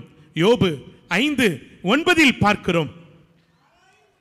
ஆராய முடியாத பெரியனவற்றையும் எண்ணிலடங்கா வியக்கத்தக்கனவற்றையும் செய்பவர் அவரே. ஆமென். எவ்வளவு பெரிய அற்புதம் பார்த்தீங்களா? ஒரு மனிதன் என் ஆண்டவர் வழி நடத்துறாருன்னு சொல்லி சொன்னா, அந்த மனிதனுடைய வாழ்க்கையில நம்ம பார்க்கக்கூடிய முதல் என்ன தெரியுமா? நீ அடிமைப்பட்டிருக்கிறாயா, இல்லை அடிமையிலிருந்து வெளியிலே வந்திருக்கிறாயா? ஆண்டவருடைய பிள்ளைகள் ஆண்டவருக்குள்ளாக அடிமைப்பட்டிருப்பார்கள். இந்த உலகத்தின் அடிமைகளாய் வாழ மாட்டார்கள். ஆண்டவர் அவர்களை அழைத்த பொழுது அவர் செய்த மிக பெரும் அற்புதம், அவர்கள் வாழ்வில் அவர்கள் பாதிக்கப்பட்ட அந்த அடிமைத்தனத்திலிருந்து அவர்களை வெளியே கொண்டு வருகிறார். ஒரு மனிதனை ஆண்டவர் அடிமைத்தனத்திலிருந்து வெளியில் அப்படி கொண்டு வரும் பொழுது அடுத்து என்ன நடக்கும்? விடுதலை பயணம் 13வது அதிகாரம் 21வது வசனம். ஆண்டவர் பகலில் அவர்களை வழிநடத்த மேகத்தூணிலும் இரவில் ஒளிகாட்ட நெருப்பு தூணிலும் இருந்தார். பகலிலும் இரவிலும் அவர்கள் பயணம் செய்வதற்காக அவர் அவர்கள் முன் சென்று கொண்டிருந்தார். நன்றாக கவனியுங்கள். ஆண்டவர் மோசேயை பயன்படுத்துகின்ற பொழுது அந்த மக்கள் வாழ்விலே அடிமைத்தனத்திலிருந்து ஒரு விடுதலை, ஆண்டவர் ஒரு மனிதனை வழிநடத்துகின்ற பொழுது அடிமைத்தனத்திலிருந்து ஒரு விடுதலை. அப்படி அடிமைத்தனத்திலிருந்து ஒரு மனிதன் விடுதலை பெறுகின்ற பொழுது அவன் இருளுக்குரியவளாய் வாழ முடியாது, இருளை சார்ந்தவர்களாய் வாழ முடியாது. இயேசு சொன்னார் யோவான் 8:12, நானே உலகின் ஒளி, என்னை பின் தொடர்கிறவர்கள் இருளில் நடக்க மாட்டார்கள், அவர்கள் வாழ்வின் ஒளியை கொண்டிருப்பார்கள். அவர்கள் வாழ்வுக்கு வழிகாட்டும் ஒளியை கொண்டிருப்பார்கள். 1 யோவான் 1வது அதிகாரம் 5, 6 வசனங்களை வாசித்து பாருங்கள். 1 யோவான் 1, 5, 6 வாசியுங்கள். நாங்கள் அவரிடமிருந்து கேட்டறிந்து உங்களுக்கு அறிவிக்கும் செய்தி இதுவே, கடவுள் ஒளியாய் இருக்கிறார், அவரிடம் இருள் என்பதே இல்லை. நாம் இருளில் நடந்து கொண்டு, நல்ல கவனிங்க, கடவுள் ஒளியாய் இருக்கிறார், அங்கே இருள் இல்லை. God is light and there is no darkness. 5வது வசனம் சொல்லுகிறது, நாங்கள் அறிந்தது, உணர்ந்தது, கேட்டறிந்தது, விசுவசித்தது, வாழ்ந்து கொண்டிருப்பது, கடவுள் ஒளியாயிருக்கிறார், அங்கே இருள் இல்லை. அர்த்தம், ஆண்டவருடைய பிள்ளைகள் விடுவிக்கப்படுவார்கள் என்றால், விடுதலை பெறுவார்கள் என்றால், அவருடைய பிள்ளைகளாய் உருமாற்றம் ஆவார்கள் என்று சொன்னால் அவர்கள் இருளுக்குரியவர்கள் அல்ல. ஆனா 6வது வசனம் சொல்லுகிறது, நாம் இருளில் நடந்து கொண்டு அவருடன் நமக்கு நட்புறவு இருக்கும் என்று சொல்வோமேயானால் நாம் பொய்யராவோம், உண்மைக்கு ஏற்ப வாழாதவராவோம். We become the liars.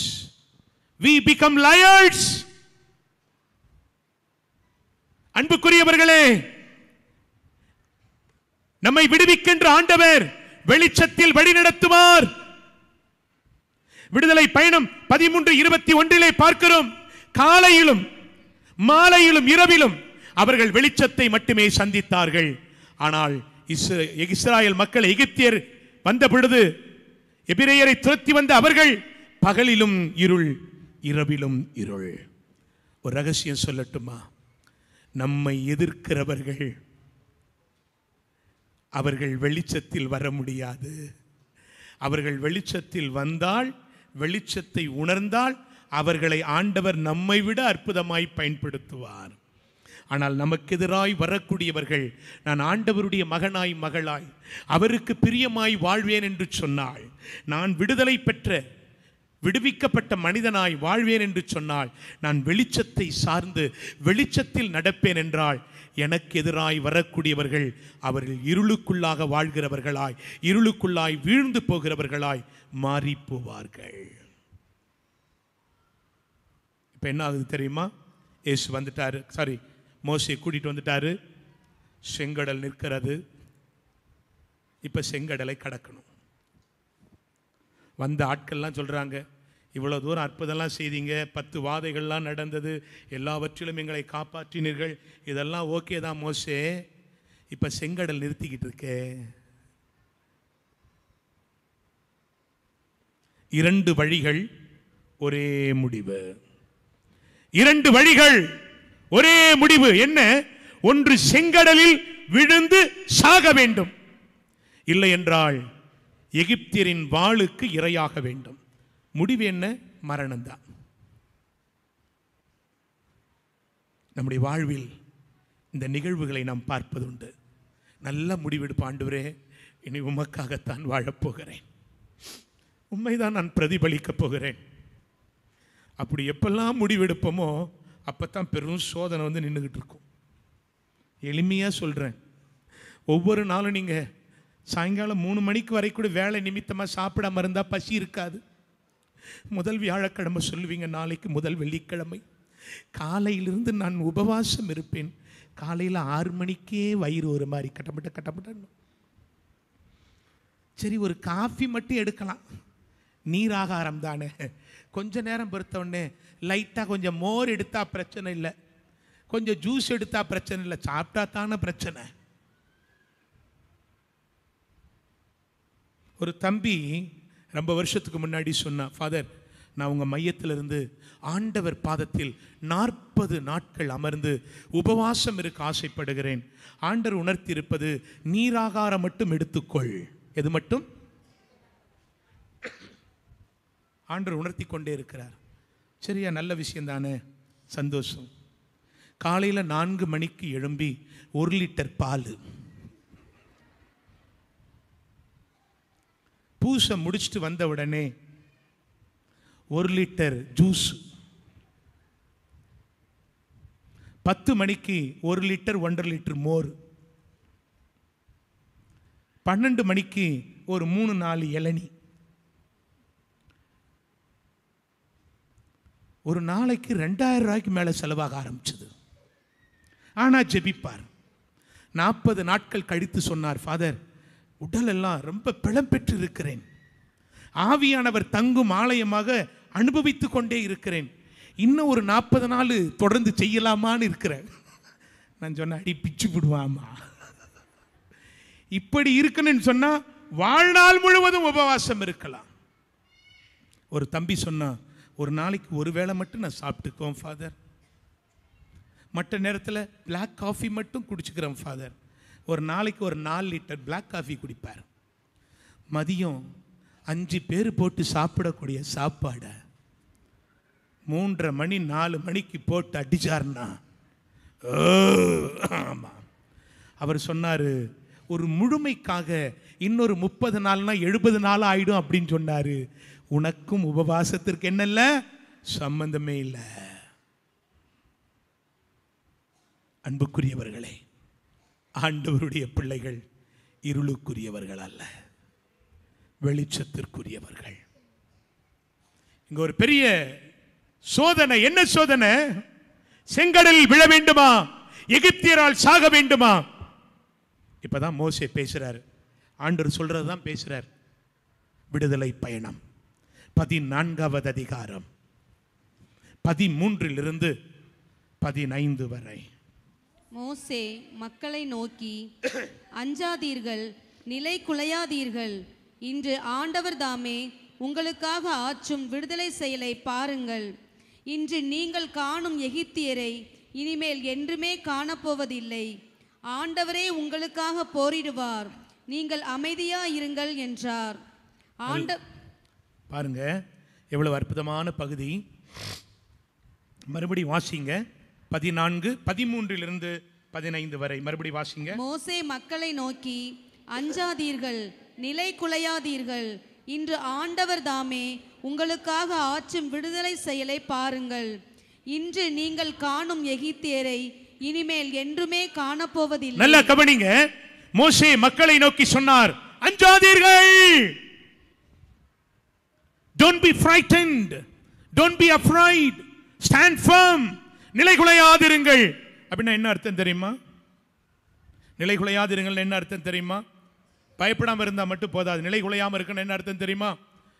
Attention. என்னது சொல்லுங்க?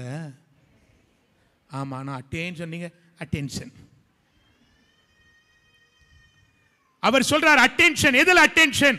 ஆண்டவரை உற்று பார்ப்பதில், அவர் சொன்ன வார்த்தையில், விசுவாசத்தில், அவரை பற்றி கொள்வதில், அவருடைய வார்த்தைகளை உள்வாங்குவதில். நான் அட்டென்ஷன்ல நிக்கணும். அட்டென்ஷன்ல இருந்தா ஆண்டவர் எனக்காக விடுதலை செயலை காண செய்வார், எனக்காக விடுதலை செயலை செய்வார். நான் இன்றைக்கு பார்க்கிற இவர்கள் இனிமேல் பார்க்க முடியாது. அப்ப அவர் என்ன சொல்லுவார் தெரியுமா?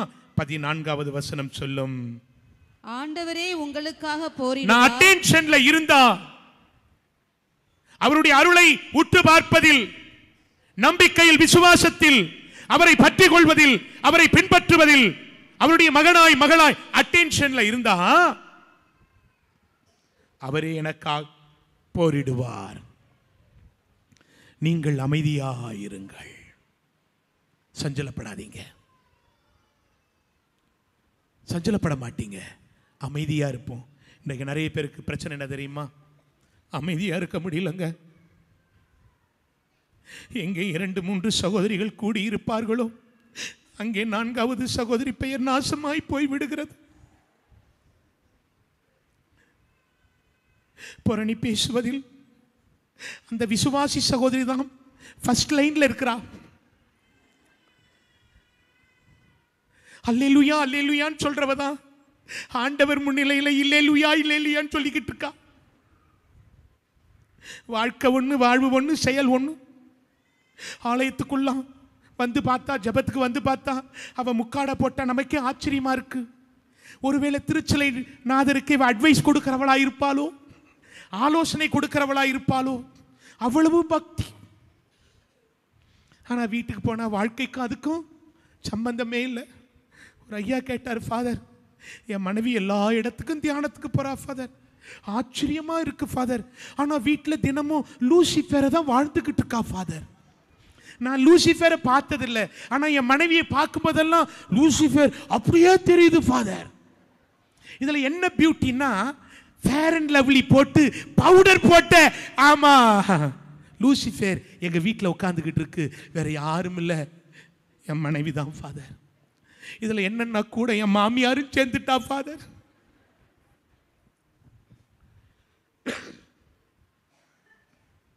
ஆண்டவர் உங்களுக்காய் போரிடுவார், நீங்கள் அமைதியாயிருங்கள். நம்முடைய வாழ்க்கையில பிரச்சனை வரும் பொழுது ஆண்டவர் என்ன சொல்றார் தெரியுமா? கொஞ்சம் அமைதியா இருப்பா, கொஞ்சம் அமைதியா இருங்க, அமைதியாயிருங்கள். ஆகவேதான் இயேசு சாமி உயிர்த்த பிறகு தன்னுடைய சீடர்களுக்கு அவர் சொன்ன வார்த்தை யோவான் 20:19 அவர் அவர்களுக்கு அமைதியை கொடுத்தார். உங்களுக்கு அமைதி உண்டாவதாக. இன்றைக்கு மனிதனுடைய வாழ்வில் அமைதி. நம்முடைய வாழ்க்கையில் எப்பொழுதெல்லாம் பிரச்சனை இருக்குமோ அப்பொழுதெல்லாம் அமைதி. வாசிங்க பார்க்கலாம். அன்று வாரத்தின் முதல் நாள், அது மாலை வேளை. யூதர்களுக்கு அஞ்சி சீடர்கள் தாங்கள் இருந்த இடத்தின் கதவுகளை மூடி வைத்திருந்தார்கள். அப்போது இயேசு அங்கு வந்து அவர்கள் நடுவில் நின்று, உங்களுக்கு அமைதி உரித்தாகுக என்று வாழ்த்தினார். நல்லா கவனிங்கம்மா. வாரத்தின் முதல் நாள் மாலை வேளை, யூதர்களுக்கு அஞ்சி சீடர்கள் தாங்கள் இருந்த இடத்தின் கதவுகளை மூடி வைத்திருந்தார்கள். அப்போது இயேசு அங்கு வந்து நின்று அவர்கள் நடுவில் நின்று, உங்களுக்கு அமைதி உரித்தாகுக. ஏன் அவர்கள் பயந்தார்கள்?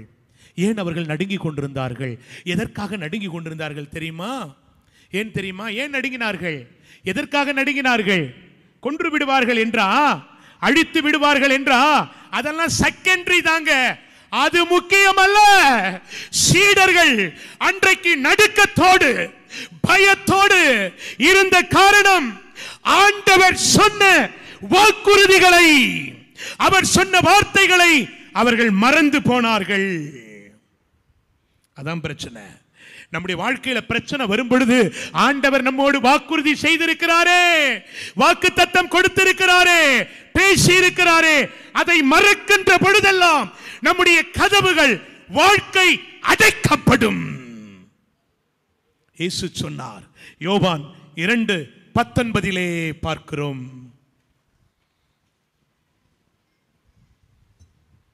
இயேசு மறுமொழியாக அவர்களிடம், இக்கோவிலை இடித்து விடுங்கள், நான் 3 நாளில் இதை கட்டி எழுப்புவேன் என்றார்.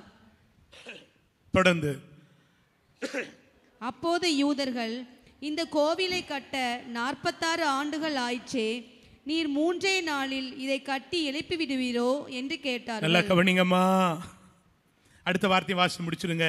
ஆனால் அவர் தம் உடலாகிய கோவிலை பற்றியே பேசினார்.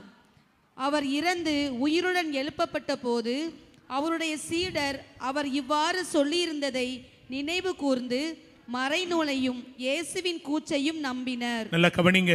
இயேசு சொன்னார், இந்த ஆலயத்தை இடித்து விடுங்கள். 46 ஆண்டு ஆயிட்டு அதை கட்டுறதுக்கு.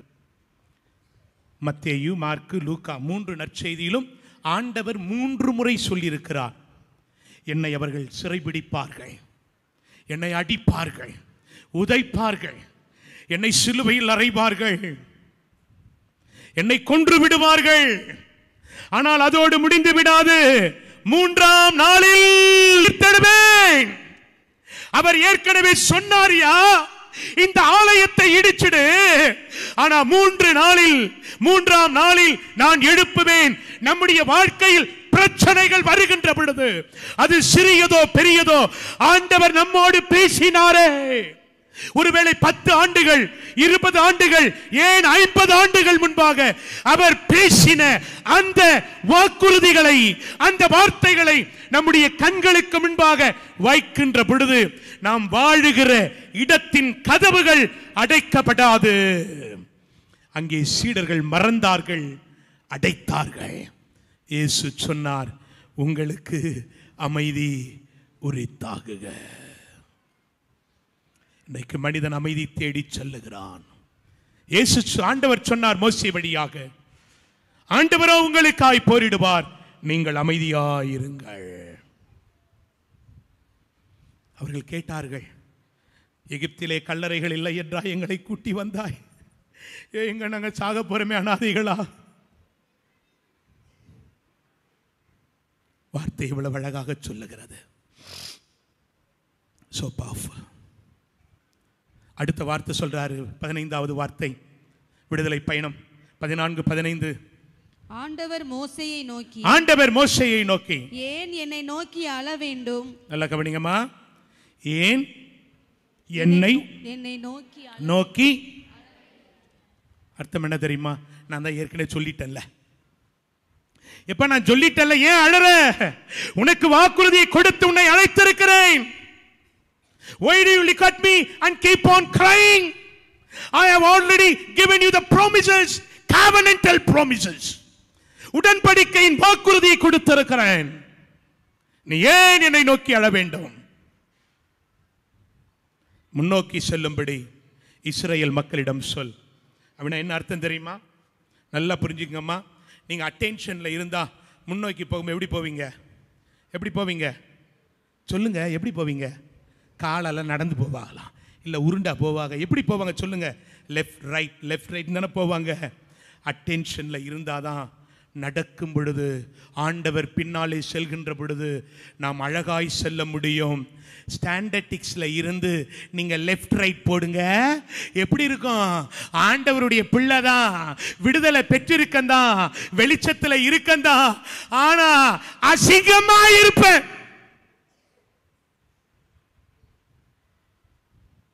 பக்கத்தில் பார்த்து சொல்லுங்க, உங்க வாழ்க்கையில் கெட்ட வார்த்தையா சொல்ல சொன்னோம்?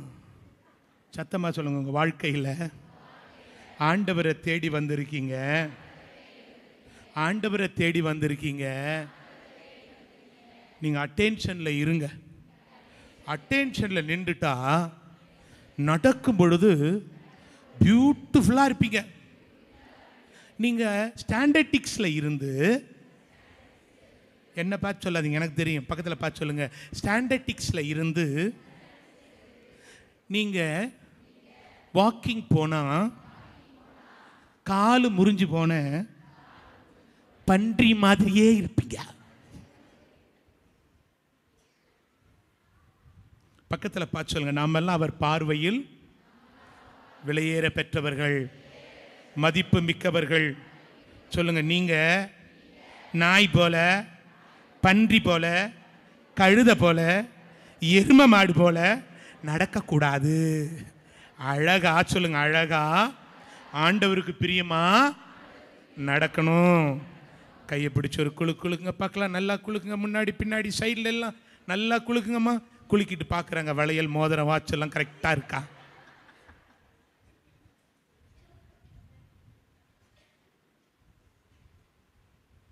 என்னை பாதித்த பகுதி இதிலே அவர் போய் கொண்டிருக்கிறார். எகிப்தியர்கள் அவங்களை பின்தொடர்கிறார்கள். 24வது வசனத்திலிருந்து பார்க்கிறோம்.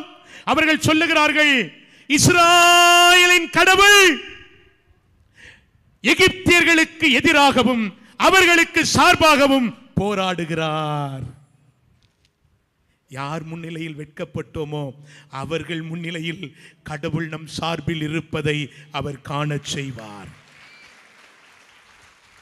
ஆனா அவர்கள் மனம் மாறலங்க. அந்த வரும்பொழுது, ஆஹா நம்ம கூட நடக்கிறமே, பிரச்சனை இல்லை. ஐயா, அவர்கள் சார்பாலத்தாயா நீ நடந்து கொண்டிருக்கிறாய். விவிலியம் சொல்லுகிறது, அன்புக்குரியவர்களே, விடுதலை பயணம் 12:37 பார்க்கிறோம். எத்தனை பேர் நடந்து வந்தாங்க தெரியுமா? ஆண்கள் மட்டும் 6 லட்சம் பேரா. எத்தனை பேர்? ஆண்கள் மட்டும் 6 லட்சம் நபர்கள். ஆண்கள் மட்டும் எவ்வளவு? ஆண்கள் மட்டும் எவ்வளவு? 6 லட்சம் பேர் நடந்து வந்தார்களாம். அப்படின்னா பெண்கள் இன்னொரு 6 லட்சம். இன்றைக்கு இருக்கிற மாதிரி 1 2லாம் இல்லைங்க. ஒவ்வொரு குடும்பத்திலும் சர்வ சாதாரணமாக குறைஞ்சது 7 8 10 வரைக்கும் இருக்கும். அப்படியானால் ஏறக்குறைய ஒரு 25 லட்சத்திற்கும் மேற்பட்ட மக்கள் நடந்து வருகிறார்கள், கடந்து வருகிறார்கள். சுருக்கமாய் முடித்துக் கொள்வோம். ஒரு பாறையை தட்டி அந்த பாறையிலிருந்து அவர்களுக்கு மட்டுமல்லாமல் இந்த 20-25 லட்சம் மக்களுக்கு மட்டுமில்லாமல் அவர்களோடு அழைத்து வந்த அந்த ஜீவராசிகளுக்கும், கழுதைகளுக்கும், மற்ற எல்லா விலங்குகளுக்கும், ஆடுகள் மாடுகள் யாவற்றிற்கும் உணவையும் தண்ணீரையும் கொடுத்து அது இன்னும் அவர்களுக்கு தேவையான அளவிற்கு அழைத்து செல்ல உதவி செய்தது. நடந்து சென்றவர்கள் வாழ்வில் பசி என்று கேட்டபொழுது மன்னாவை கொடுத்தார். நாக்கெல்லாம் வறண்டு போன மாதிரி இருக்கு, கொஞ்சம் அசைவம் கொடுத்தா நல்லா இருக்குன்னு சொல்லிட்டு காடைகளை கொடுத்தார். தண்ணீர் மாறாவாய் இருந்தது, அதை மதுரமாய் மாற்றினார். நான் வியக்கக்கூடிய ஒரு வசனம். இதை வாசித்து நாம் ஜெபிக்க முழங்கால் படியிடுவோம். இணைச்சட்டம் 8வது அதிகாரம் 4வது வார்த்தை. இந்த 40 ஆண்டுகளும் உங்கள் மேலுள்ள ஆடை நைந்து போகவில்லை, உங்கள் காலடிகள் வீங்கவும் இல்லை. நல்லா கவனிங்க. பெரிய அற்புதம் என்ன தெரியுமா? இந்த 40 ஆண்டுகள் பாலைவனத்தில் நடந்தார்களே, இந்த மேலாடை நைந்து போகவில்லை. ஒரு நாள் பயன்படுத்தி 2 முறை வாஷ் பண்ணிட்டோம், பழைய துணியை தெரிஞ்சிடும். ஒரு சிலர்லாம் கொஞ்சம் தூரம் பஸ்ஸில் பயணம் செய்தால் கால் அப்படியே புஷ்ஷுன்னு வீங்கிடுது. 40 ஆண்டுகள் நைந்து போகவில்லை, கால் பாதங்கள் வீங்கவில்லை. முழங்கால் படிடுவீர்களா?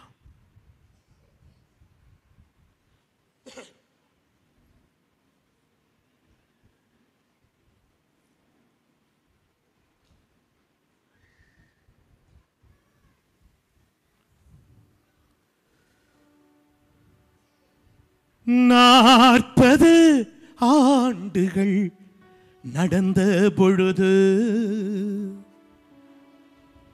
40 ஆண்டுகள் நடந்த பொழுது, 40 ஆண்டுகள் நடந்த பொழுது, மீளாடைகள் நைந்து போகவில்லை, மேலாடைகள் நைந்து போகவில்லை, கால் பாதங்கள்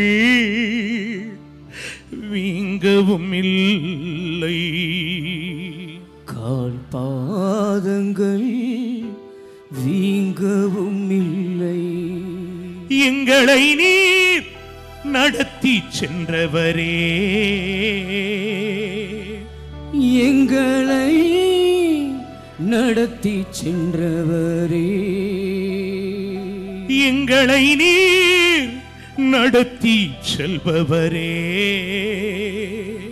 எங்களை நடத்தி செல்பவரே, உம்மை மறப்போமோ மறந்து வாழ்வோமோ உம்மை மறப்போமோ மறந்து வாழ்வோமோ உம்மை மறப்போமோ மறந்து வாழ்வோமோ உம்மை மறப்போமோ மறந்து வாழ்வோமோ. கரங்களை தட்டி பாதையில்லா பாலைவனத்தில் பாதை அமைத்தி வழியில்லா செங்கடலில் வழியை திறந்தீ. பாதையில்லா பாலைவனத்தில் பாதை அமைத்தி வழியில்லா செங்கடலில் வழியை திறந்தீ.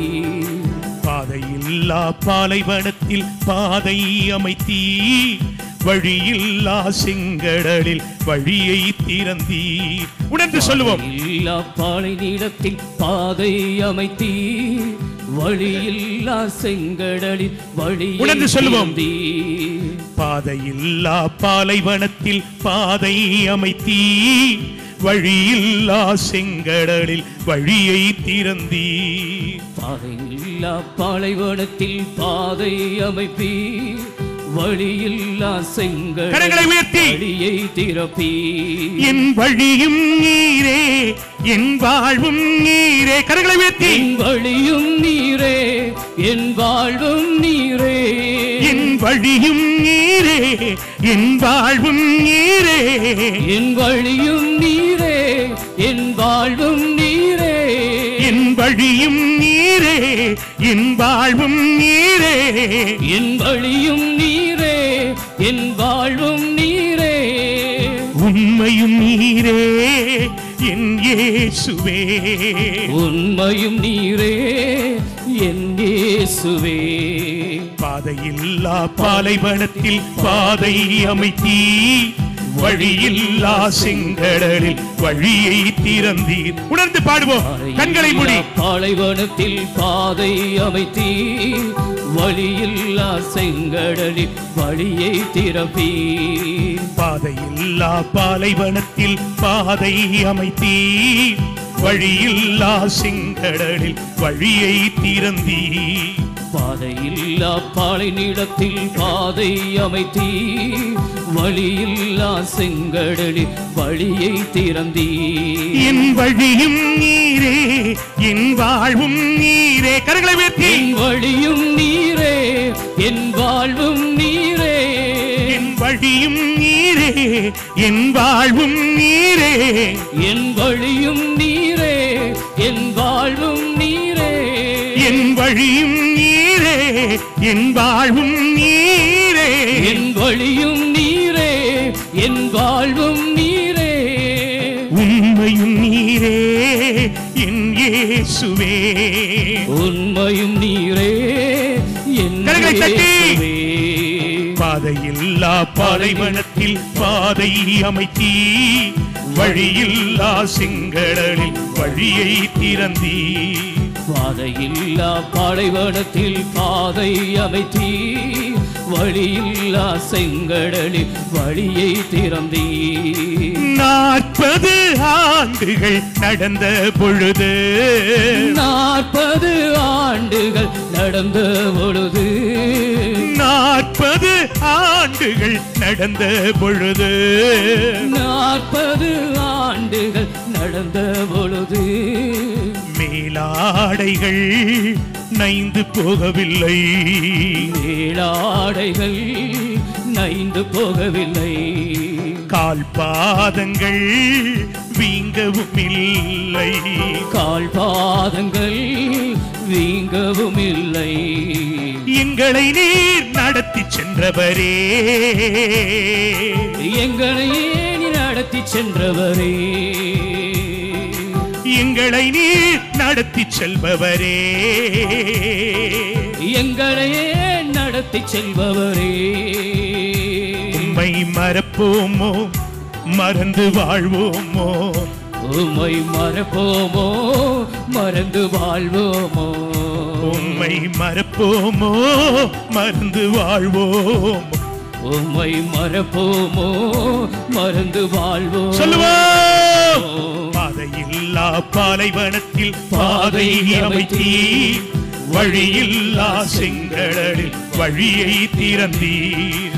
பாதையில்லா பாலை நிலத்தில் பாதை அமைப்பீர், வழியில்லா செங்கடலில் வழியை திறந்தீர். என் வழியும் நீரே, என் வாழ்வும் நீரே. கரங்களை உயர்த்தி. என் வழியும் நீரே, என் வாழ்வும் நீரே. என் வழியும் நீரே, என் வாழ்வும் நீரே. என் வழியும் நீரே, என் வாழ்வும் நீரே. உண்மையும் நீரே என் இயேசுவே. உண்மையும் நீரே என் இயேசுவே. பாதையில்லா பாலைவனத்தில் பாதை அமைத்தீ, வழியில்லா செங்கடலில் வழியை திறந்தீ.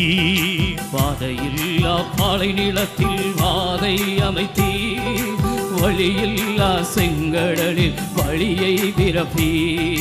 பாறையை தட்ட தண்ணீர் தந்தீ. பாறையை தட்ட தண்ணீர் தந்தீ. பாறையை தட்ட தண்ணீர் தந்தீ. பாறையை தட்ட தண்ணீர் தந்தீ. மாறாவை மதுரமாக்கினீ. மாறாவை மதுரமாக்கினீ. பாறையை தட்ட தண்ணீர் தந்தீ. பாறையை தட்ட தண்ணீர் தந்தீ. மாறாவை மதுரமாக்கினீ. மாறாவை மதுரமாக்கினீ. வயிறார உணவு தந்தீ. வயிறார உணவு தந்தீ. எங்களை நீர் நடத்தி சென்றவரே,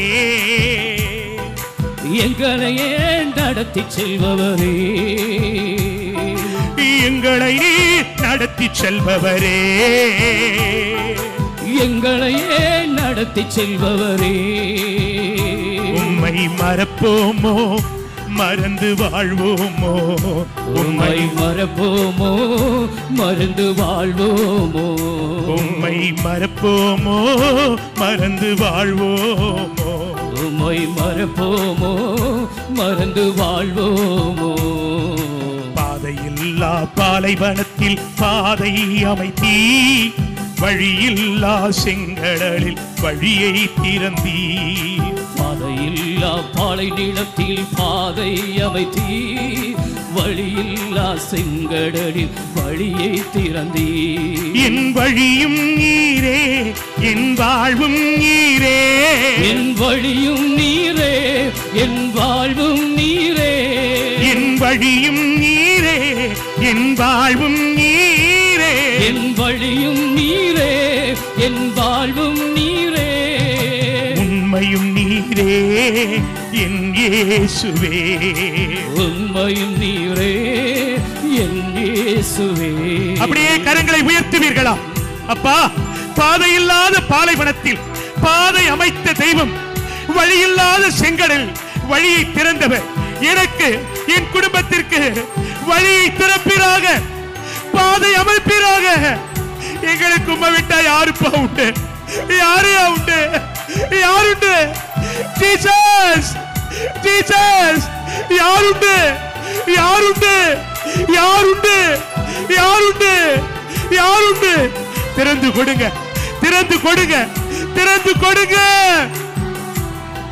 திறந்து கொடுப்பீராக. அப்படியே கண்களை மூடுவீர்களா? அப்படியே கண்களை மூடுவீர்களா? இரண்டு கரங்களையும் நெஞ்சோடு மார்போடு வைத்து, சுஜாதா, அவிலா, அக்ஸீலியா, ஜான்சி ராணி, நிக்கோலஸ், பெர்னிலா, ராஜேஷ், ஜேம்ஸ், ஆண்டவர் உங்களை, உங்கள் வாழ்வை கைவிடவில்லை.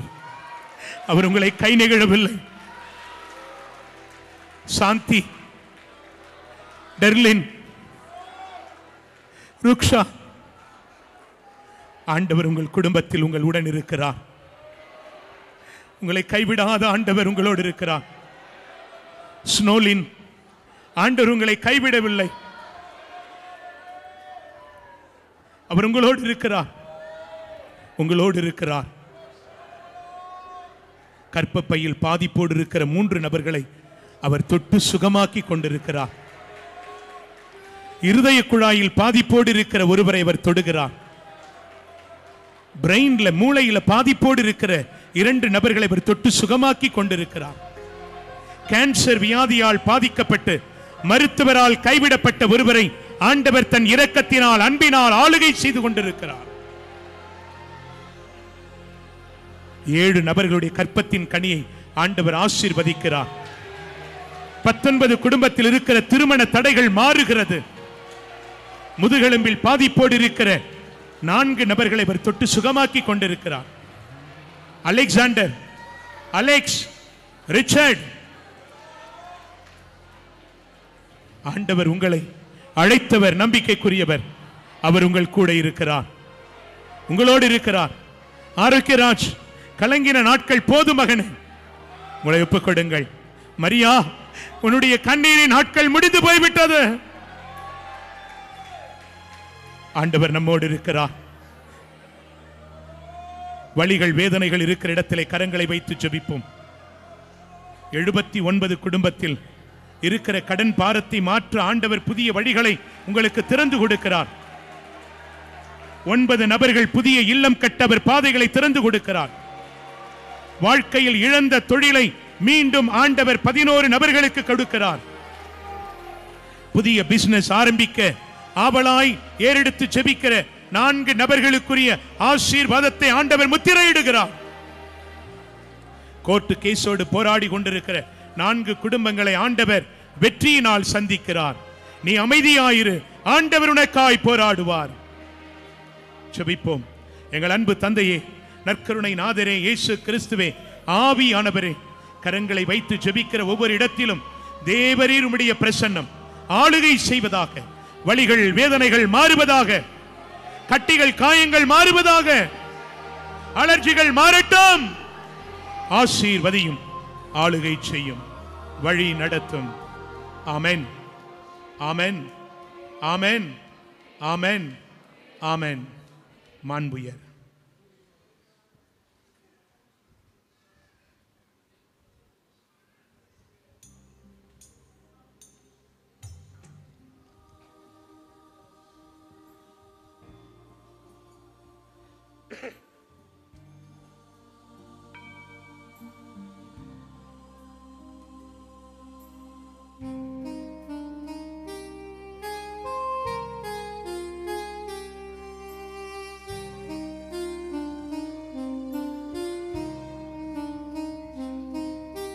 மாண்புய வரலானும் மனத்தை தாழ்ந்து பணிந்து ஆராதிப்போ.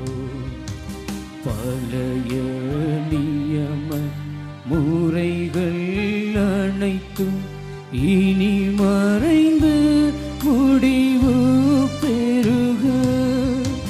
புதிய நியம முறைகள் வருக. புலன்களாலே மனிதனிதனை அறிய இயலா குறையை நீக்க விசுவாசத்தின் உதவி பெறுக.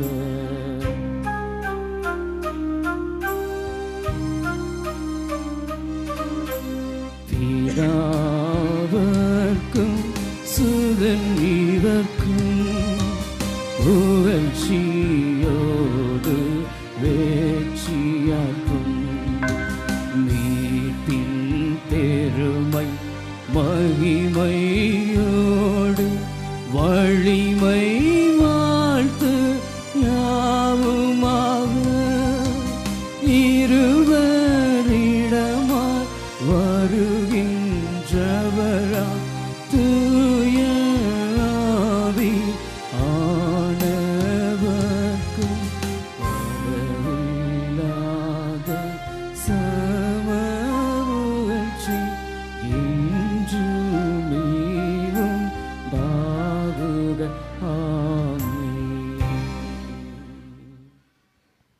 வானினின்று அவர்களுக்கு அப்பம் அளித்தீரே.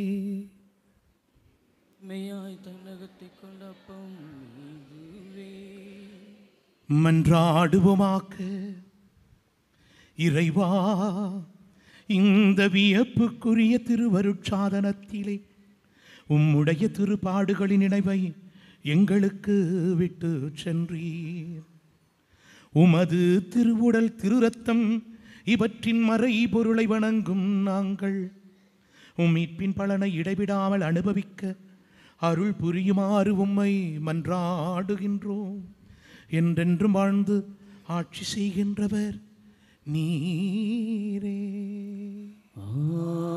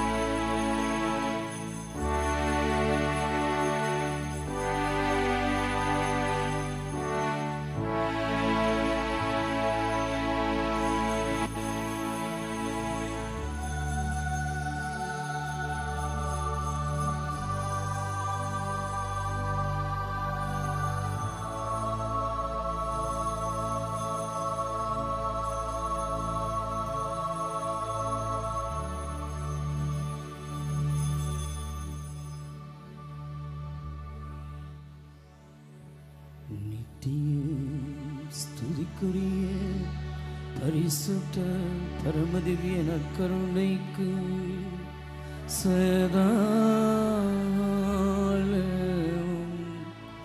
ஆராதனையும் ஸ்துதியும் ஸ்தோத்திர நமஸ்காரமும் உண்டாக கடவது.